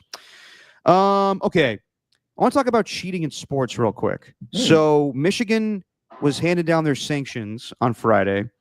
And if you know the story, it was well documented in the Connor Stallions Netflix documentary that we talked about. It was well documented in the documentary? Yes. I know that's redundant, but how else would you say that? It was well done or well told? I don't know. Untold? It was outlined in the documentary? Sure, outline's a better way to say that. Okay. Anyway, bottom line is, if you know the situation, Connor Stallions was basically a assistant coach, a grad assistant, I guess, that was trying to work his way up with Michigan. And somebody told him on the coaching staff, to impress Harbaugh, you have to go out of your way and basically go above and beyond to just do something that makes you stand out amongst the coaching staff. So he decided that he was going to use the tickets that he got for college football games and tell his friends to attend said games and scout the opposition, but really film their signals. And he would get that information to the coaching staff. And it sounded like Harbaugh wasn't encouraging the actions, but also didn't stop it either. So this led to all of the weird shit that happened 2 seasons ago during their championship run. They still won the championship at the end of the day. But the punishment was just handed down on Friday, and Connor Stallions gets an 8-year ban from college athletics, and Jim Harbaugh was serving a 4-year ban to begin with, and now with all the information, he gets a 10-year ban. So he's gone for the next 14 years for college football. The 4-year ban was for something completely different. That was for illegal recruiting, yeah. Illegal recruiting during the COVID time. That's right, yes. Because he bought a burger, funny enough, go for full circle here. He bought a burger for a couple of recruits. And of course he did. Not allowed to do that. So And some people are like, Michigan cheated and Harbaugh, this is going to taint his legacy. I don't really think so. Like as much as that won't, as much as it's not impacted for Bill Belichick with the cheating scandal of filming games. For me, Yeah, I mean, I don't know. People still hold that over him. yeah, but like, is it going to prevent him from going to the Hall of Fame at the end of the day? No. So then why does it really matter? Like, and also the Tom Brady Deflategate shit, like. Well, you can't just let it slide, though. Like, sure, it's not going to matter to their legacy. I'm not saying you let it slide. There needs to be punishments. But in the grand scheme of things, like Does any of this really matter, Derek, in the grand scheme of things? Do sports really matter? No. Well, I think you're getting, you're analyzing a little bit too much, Stephen. I'm saying, like, when we're talking about sports, people go above and beyond to be great. And people are trying to get a competitive advantage. Bill Walsh back in the day used to do this to Bill Parcells. It was documented in the Football Life where Bill Parcells' headset would go out and he's like, what the hell's going on here? And he would look across the way and smile at Bill Walsh. And then after the game, be like, hey, I know what you were doing there and I'm going to let it go for now. But next time this happens, I'm going to expose you. And then Bill Walsh just smiles and says, little gamesmanship. That's just kind of how it goes in the NFL a little bit. Like, you and I know this very well, where the Raider mantra was cheating is encouraged, whether it was stick 'em with Fred Biletnikoff or Lester Hayes or them, putting on different pads that were illegal. Pads. I literally just watched the video of Phil Vilipiano it was like 2 days ago. They posted, someone reposted that NFL Films from America's Game where they like dipped, where the trainer dipped the pads in like boiling hot water and it made for what was essentially a cast instead of a pad. So he'd do the move where he'd basically hit someone in the jaw with it. Yeah, like they had these illegal pads, these casts that they could basically, like, nothing was broken, but they could just like bash someone's head in because their cast was so fucking huge. He had like a move. I forgot what he called the move, but he pulled it on OJ. On the can opener. The can opener, that's it. And then his helmet would pop off. It's like, oh, I killed Juice. Yeah. The best was Vilipiano saying, like, this one guy, he had like a gigantic thumb and he would just put that into people's stomachs and it'd just kill them on the football field. Cool. So look, I don't want anybody to cheat, but also what's your point here? My point is that everybody cheats, whether it's the Astros or Michigan or the Patriots or people taking steroids. Bottom line is, I think we're too focused on morals when it comes to sports sometimes. And yes, like when they're exposed, people are like, oh my God, how could you do that? But people do cheat. It is part of the game, whatever sport it is. Yeah, but to the extent that the Michigan staffer did it, I'd like for you to talk to maybe some opposing coaches at the time who were clearly pissed off. Like, I think there was one from Western Michigan who knew something was up. Like, it does matter. What do you mean? Yeah, like AJ Cruz here. Derek get old shaking his fist at the clouds and dirty play in sports. What do you mean? And how dare people care about rules? Rules are meant to be broken, Stephen. I'm sorry, but cheating is always encouraged in my book. It's like, you're making a weird point here, man.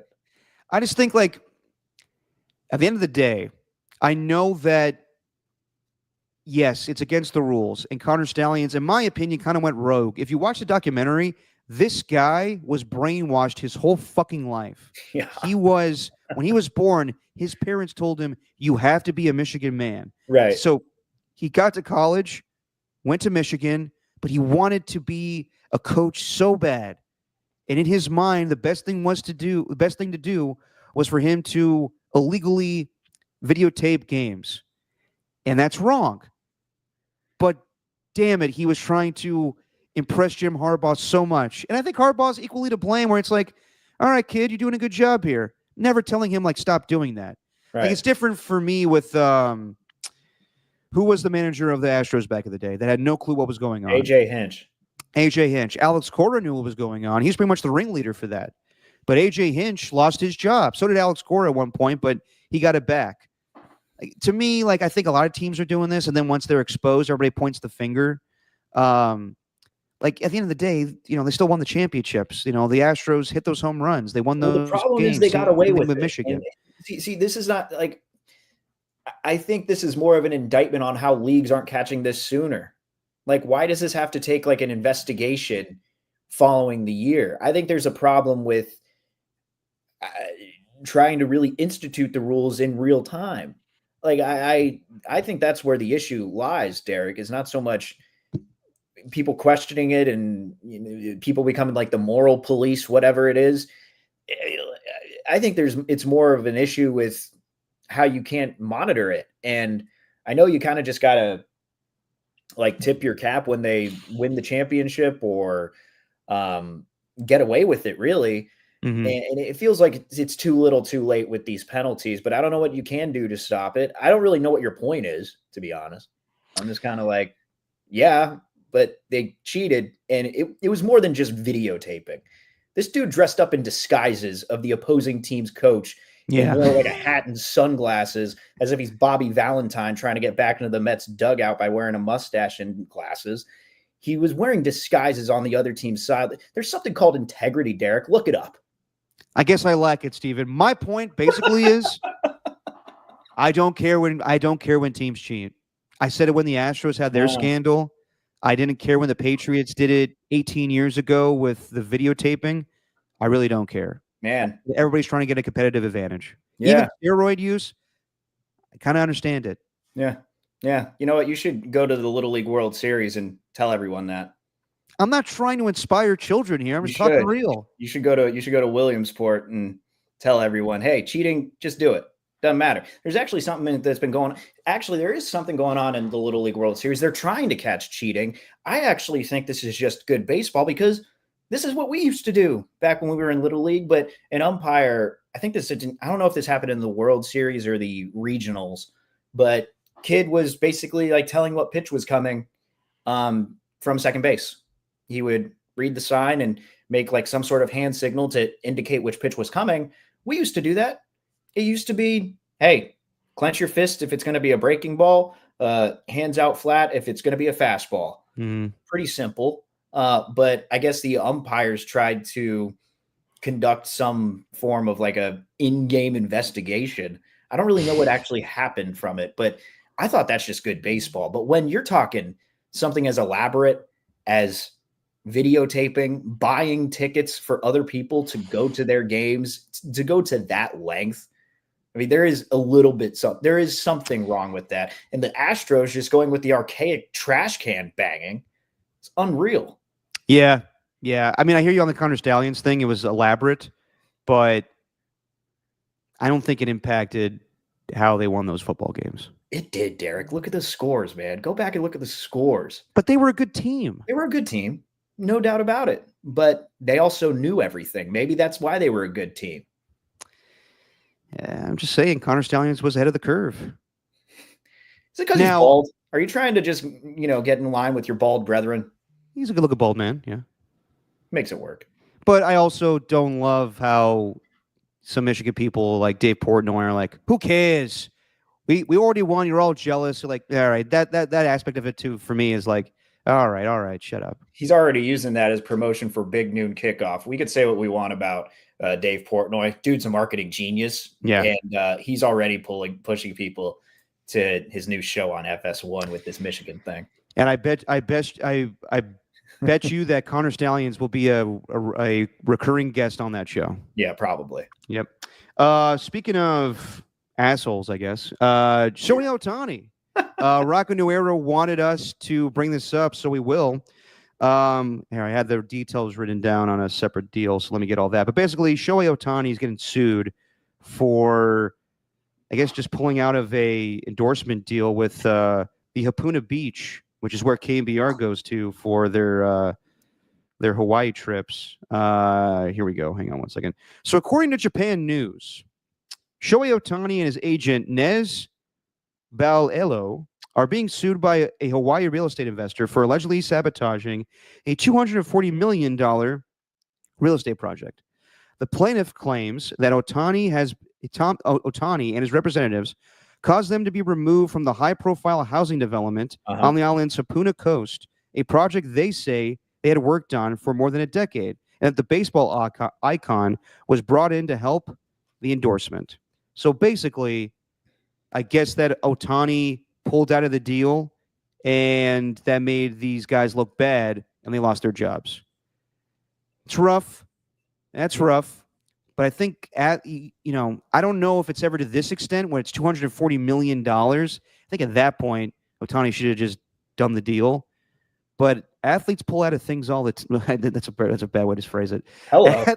Athletes pull out of deals or endorsement deals all the time. And sometimes they don't pull out either. Either way.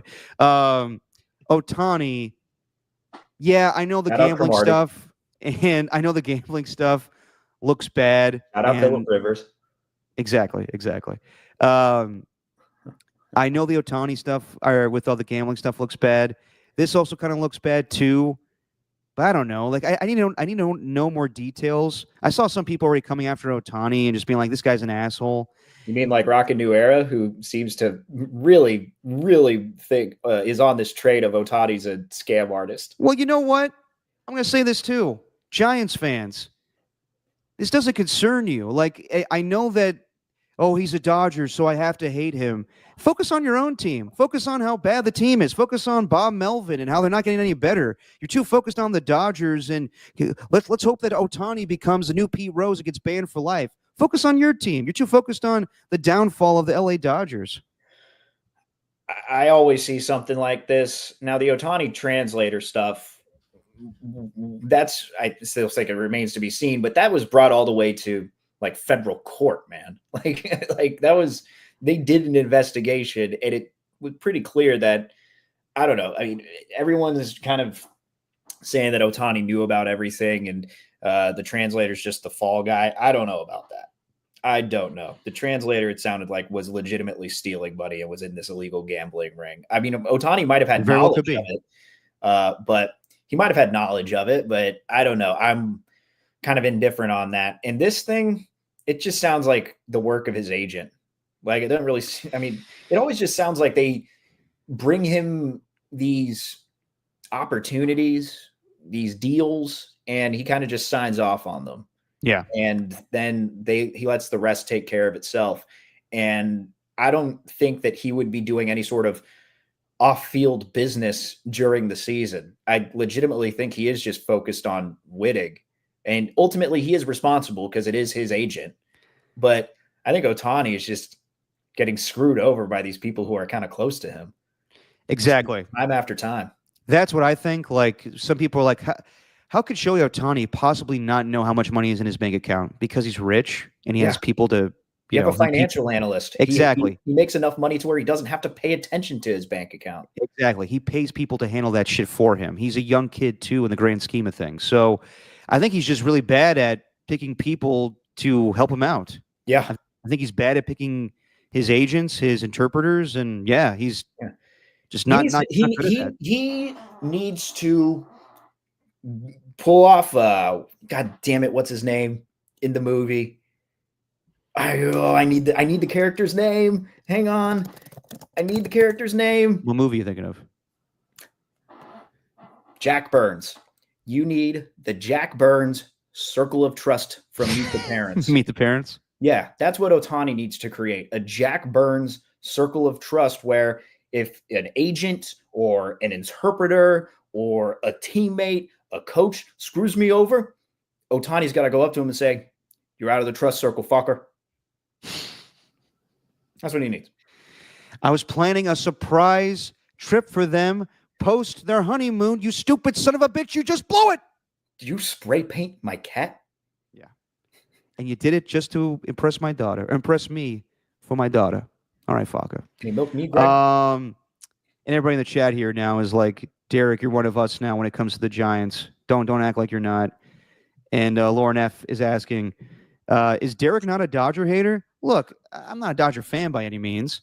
They beat my A's in the 1988 World Series that I wasn't born for. But I don't know. Whenever I see Derek, like, you did not. No, you do not. You do not. You did not grow up hating the Matt Kemps, the James Loneys, the Jonathan Broxtons, the Rafael Furcals, the Andre Ethiers. You did not grow up hating the Dodgers. Russell Martins, that's another good one. Yep. You did not grow up hating those teams. Like Yasiel Puig. Yasiel Puig is another one, definitely more recent. Max Muncy's in there too. You don't know how it feels. However, I will say this. Those guys all felt like kind of, even though Andre Ethier was traded from the A's, but those guys all felt like Dodgers at their core. When it comes to like Ohtani, Mookie Betts, Freddie Freeman, just felt like they went where the money was. They're mercenaries. They don't feel like Dodgers. I can't explain it. I don't know if anyone else agrees with me on that. You can disagree with me on that if you want. They're all very likable human beings, and that's a struggle.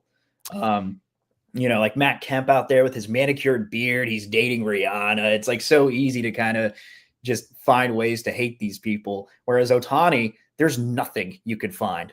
There's like absolutely nothing you could find in Ohtani's resume that would make you hate him, except for these two things. And that's why they are hanging on to these two things, because you are searching for something to hate. Star Wars, let the hate flow through you. It makes you stronger. You're not wrong there, but I get it. I get it that the Giants have a very energetic fan base that hates the Dodgers. But I will say at the same time, like, there's no but, Derek. But I will say there's no but. Well, it just seems ridiculous to me. It just seems ridiculous when the team they've lost 14 of the last 15 home games. Wow. So you're good with cheating, and rivalries are stupid. That's what I'm gathered from you today. Rivalries are not stupid, but it's not even a rivalry at this point right now. The Giants are falling apart. I would say just focus on trying to get the Giants back to respectability than focusing on the Dodgers and, Shohei Ohtani backing out of a Laguna Beach thing. Competition-wise, no, it's not much of a rivalry. But if you hear from, say, Max Muncy, actually, I literally just mentioned him. Like, if you listen to Max Muncy, he doesn't think like the Padres is a rivalry just because they might be more competitive. He always looks as the Giants as the rival, because you have one rival. You have one. And the Giants and Dodgers are that. All right? And you don't know how it feels, Derek. You know how it feels. Yeah, rocking arrow. What else can you focus on? The losses? You got to focus on just getting better. How do you improve this team? Yeah. Do you, it's interesting. And also, just real quick, I love that people like trying to make Ohtani need to be out this horrible human being when I know that Barry Bonds looks good today. Look at his past, everybody. Derek, that's no secret. Everyone knows that. Barry Bonds has a very checkered past. We all know that. Just saying. You're not saying anything new. All right. Everyone, God. All right. Whatever. It was interesting listening to Will Clark talk on the Giants. And I don't know. He's a special assistant, right? He's a special assistant to the team. He works in the front office, so he has a relationship with them. He's not going to badmouth any of them, really. But he sounded pretty adamant that this is not on, like, this stretch that the Giants have been on is not on the coaches. He said Bob Melvin and Pat Burrell have a very well laid out game plan as to what he wants them to do. He said there's just no execution, like none of it. And I'm almost siding with him, because as I look at a game like Friday night where they're got bases loaded in the 8th inning with no outs and they can't get a runner home, I just can't say, oh, that's Bob Melvin's fault. Yeah, I know. Like, no. You know what I mean? It's interesting. That's why I like watching this team moving forward. I think a lot of people are coming to the realization here that, sure, they want the coach fired, but maybe it's on the players too. It definitely is. It's equal. It's equal parts, Bob Melvin's fault and the players' fault. Yeah. No, 100%. I mean, like, as you said last podcast, Elliot Ramos not knowing the infield fly rule. Yeah, that's bad. Yeah. And things are going to get worse, in my opinion, with Matt Chapman being on the 10-day IL now. So it was a lot of shit. It was the pitching injuries. Really what kept this team afloat was the pitching. And then once Landon Roop got hurt and, I mean, then they got to bring up Carson Wisenhunt when he's not ready, and they were doing bullpen games, and the offense has been terrible for the majority of the season. But yes, I do understand the frustration when they lose day in and day out, and Bob Melvin's response is, he's got to come back to the ballpark. I get it. That's not like, at the end of the day, that doesn't matter for the fans and the media, but I understand the frustration there. But Do I think Bob Melvin's a good manager? Yes, I do, but he hasn't turned this team around. So when it comes to should you bring him back, what's a better option? Give me better options. Yeah. I can't justify a reason for bringing back Bob Melvin. Yeah, I don't know. And also, I think he's fallen victim to just this conventional thing that we have to have press conferences after every single game. Yeah. I genuinely, like, I get it. And obviously I'm in the media, so I'm a part of it, and you take part in that, but and every game brings something different. But during this stretch, there's not much else you could say. Like, hey, we sucked, and we actually sucked more than the night before. Yeah, I know. Then it's like, John Shea comes in with a question. Well, why did you suck more than the night before? Do you think that you need to turn this thing around and start playing the rookies, Melvin? Like that kind of thing. Yeah. Like John Shea always comes in because he's so well respected, and he does terrific work for the Standard now. But it's always just like these the reporters, and including myself. You just want to focus on like the positives, maybe try and just ask things that are away from, hey, why do you suck so much? No, Steven, you need to call out everybody and say, how come you're not holding this team accountable right now? It's on you. It's not like we, go to each other and ask like, who's going to ask what question. I'm not saying it's like that, but you could tell like no one really wants to talk about the elephant in the room, which is they stink right now. And of course. Then all of a sudden John Shea just comes in with a heater. I think, well, right. John Shea is fantastic. I think a lot of people expect this to be like New York or Boston, where, if Aaron Boone is having a hard stretch with the Yankees, it's on the media to be like, why should you keep your job? Yeah. It's not what the Bay Area does. Sorry. Yeah. Lauren brings up a point here. The A's never had a rivalry like the Giants and Dodgers, so I think that's where Derek is coming from. We've talked about this before. The A's. Oh no, Lauren. That hated A's-Astros rivalry was very heated. Yeah, that's because it's not the same as Giants and Dodgers. I understand. No, it is not, because it's they just moved to the division this century. Like the only real division rivalry you could think of with the A's is like A's Angels, I guess, just because of the battles they had in the 2000s. Yeah, but that was nothing. Other than that, like there's not really a true rivalry for the A's. Well, I will say in my Raider fandom, whenever the Broncos won the World Series or the Chiefs or the Chargers never won it, but I don't know, like. They just won, so I really couldn't say shit. Like they were Super Bowl champions. The Raiders were going 2-14 every year. I had nothing to say. Right. Yeah. Now it's different because the Giants have had more success than the Raiders have in recent years. I get it, guys. I'm on the outside looking in. I understand fandom. It's just I think it's kind of petty sometimes. It's like get Ohtani out of baseball, and I'm like, all right, everybody, calm down. He's sticking around. I'm pulling a Don LaGreca talking about Chris Russo, Derek. If you're not involved, then don't comment on it. Exactly. Okay, real quick to end the podcast. Jackass of the week. Do you have one, Steven? Yeah, I got one. And Go for it. And it's more, I'm kind of like building on something, not really building, but I'm more, I guess, adding to what I talked about this earlier, but Sha'Carri Richardson, I wrote about the piece that Marcus Thompson did from the U.S. Track and Field Championships. But Sha'Carri Richardson was arrested in an airport because she was apparently physically assaulting her boyfriend, which she absolutely refused, or whatever the word is. I can't even think of it. But she basically said, yeah, that didn't happen, blah, blah, blah. Then the video surfaced, and he was trying to just walk away from the situation and whatever argument they were having. And she started like pushing him, like just getting in his face. And once she got arrested, then she started blaming it on him. And she's saying, because of you, this is why I was arrested, blah, blah, blah. If you see the video, I'm not going to play it because it takes a while. So we're not going to watch the entire thing. And I don't know what should happen with Sha'Carri Richardson. There's a lot of people calling for like her Nike endorsement and all these different things. I'm not going to do any of that. I'm not going to say she should be put in jail. I'm not going to do any of that. But I am going to say, hey, Sha'Carri, you're my jackass of the week. Fair enough. Was she punching, or she like? The video was kind of far. It looked like she was swinging a little bit. Ooh. Where the boyfriend was just kind of walking, trying to avoid her completely. So it was just a bad look all around. And I still think she's a terrific sprinter. There's no doubt about it. She's the star of track and field. But when you say things like just the lack of accountability in the video, it's just that's good enough to get my jackass of the week. Now, fair enough. Okay, my jackass of the week. is Michael Porter Jr. This guy's been on. He's got a new podcast. I don't even know the name of it. I don't think so. Does he? Well, either he was a guest on this podcast or he's starting a podcast. Do you have the clips, Steven, that I sent you? Yes. Let's play the first one where he's talking about his brother. What's his brother's name? Jeanty Porter. Jeanty Porter.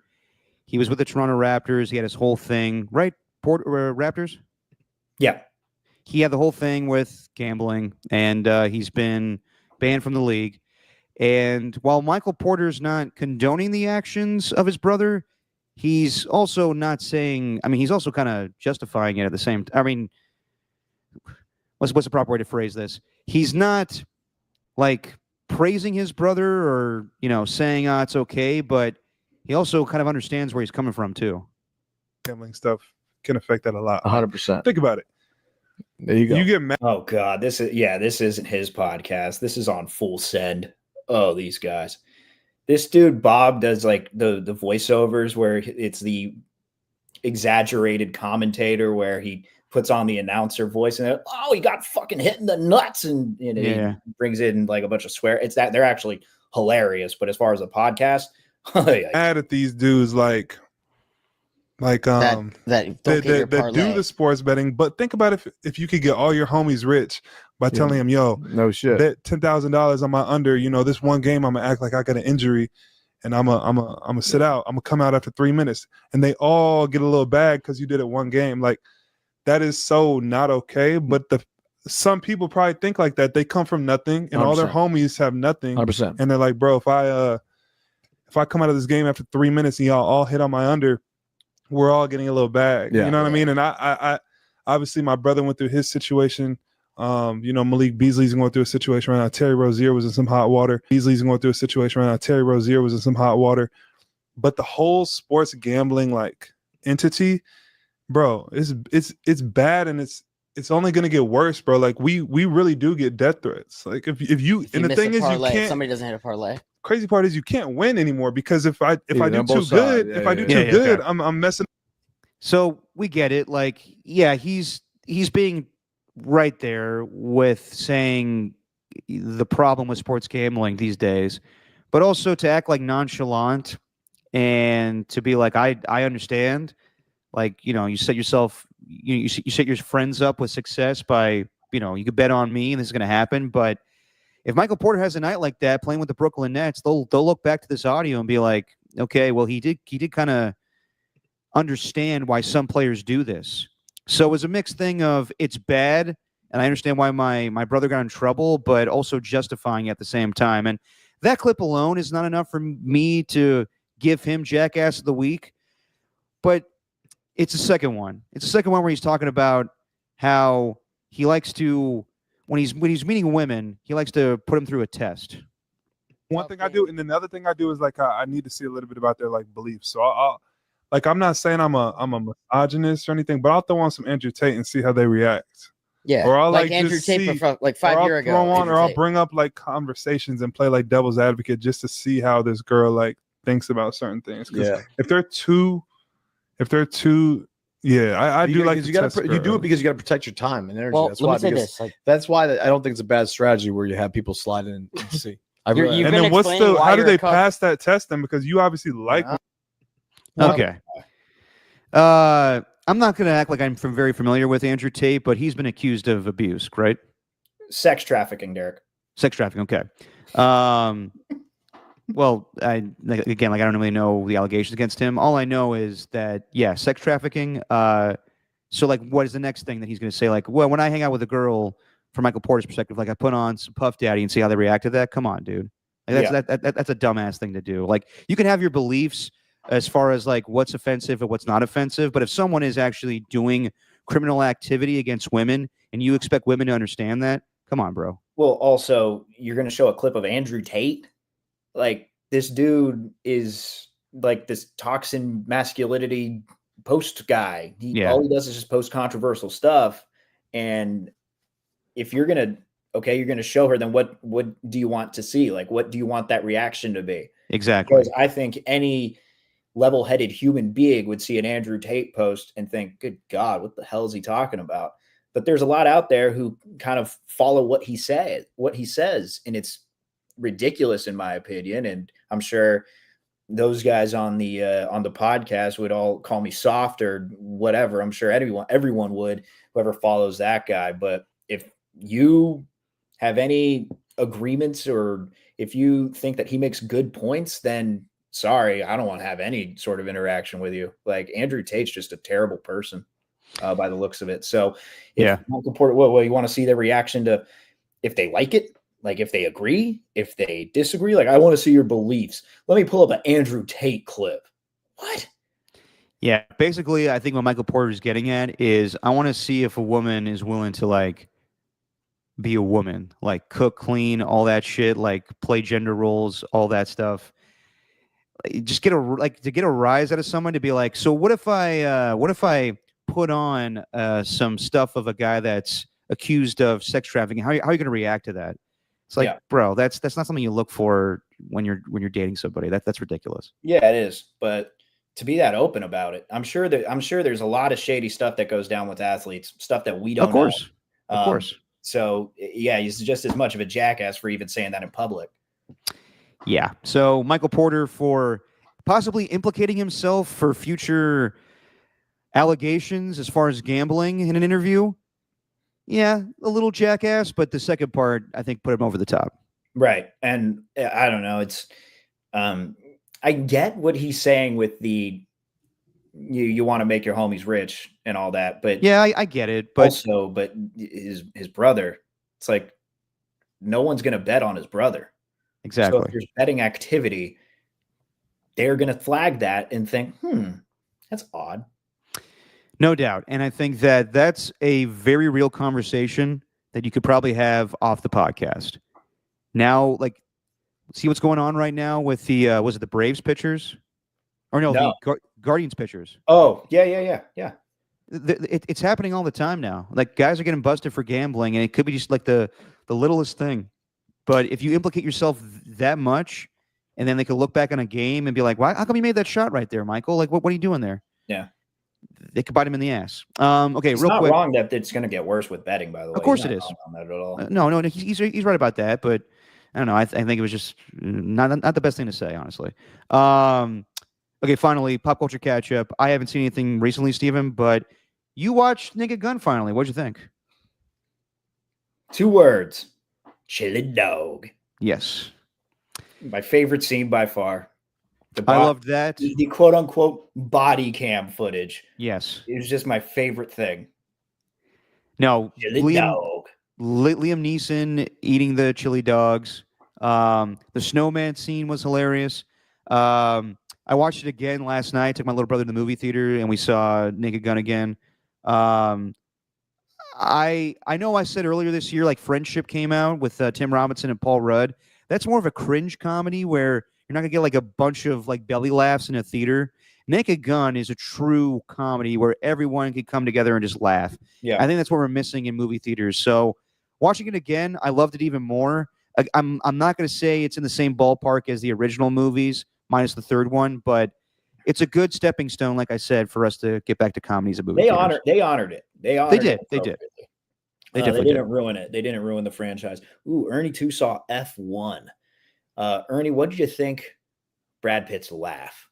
I couldn't get over the laugh because Brad Pitt has never laughed in a movie, like unless it's, I don't know, when he was playing the stoner in Thelma and Louise, but he's like never. No, bro. He like has never. True romance. True romance. True romance. Sorry. And also he laughed maniacally in Fight Club. Was that him? Yeah, that was him in True Romance and Thelma and Louise. Oh yeah, that's right. But remember, he's getting the shit beaten out of him in Fight Club, and it's like he's Lou. He's like, "Oh Lou." Yeah, it's bizarre, man. Like, just he doesn't know how to laugh. Like that was the, yeah. He's too cool to laugh, man. He's too cool. It's the scenes where like they do this in a lot of sports movies where someone will do something funny, then they laugh, to end the scene, and then they get into something serious. That's like right before they make the smooth transition into something cool. Like they make a joke before the race, then they transition into the race. Yeah, they had a couple of those moments with Brad Pitt where he just laughed at the end of the scene, and his laugh just sounded awful. Yeah. And, but hey, Denzel told me I'm not allowed to comment on it, so I shouldn't. Oh, because you're opinionaire? I'm opinionaire, and that's all I do is I'm a fat guy that sits behind a desk. And on that note, all right, everybody, thanks for joining us as always. We'll be back on Wednesday. Go be good at anything. Yeah. Do something. Or you know what? Are the Giants playing Wednesday night? I think they are. Wednesday night. Are they doing like a little 5:40 action in San Diego? I'm not sure. Let me double check here. Oh, it's a 4-game series, so they should be. Yeah, 6:40 start on Wednesday night. How about we do a little Thursday action next week, Steven? Thursday action, I'm in.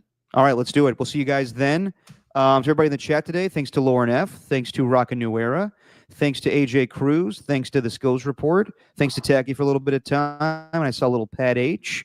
And some Danny Golding TV. And I believe that is it. Everybody, we'll see you on Thursday. Steven, say what you always say. Chili dog.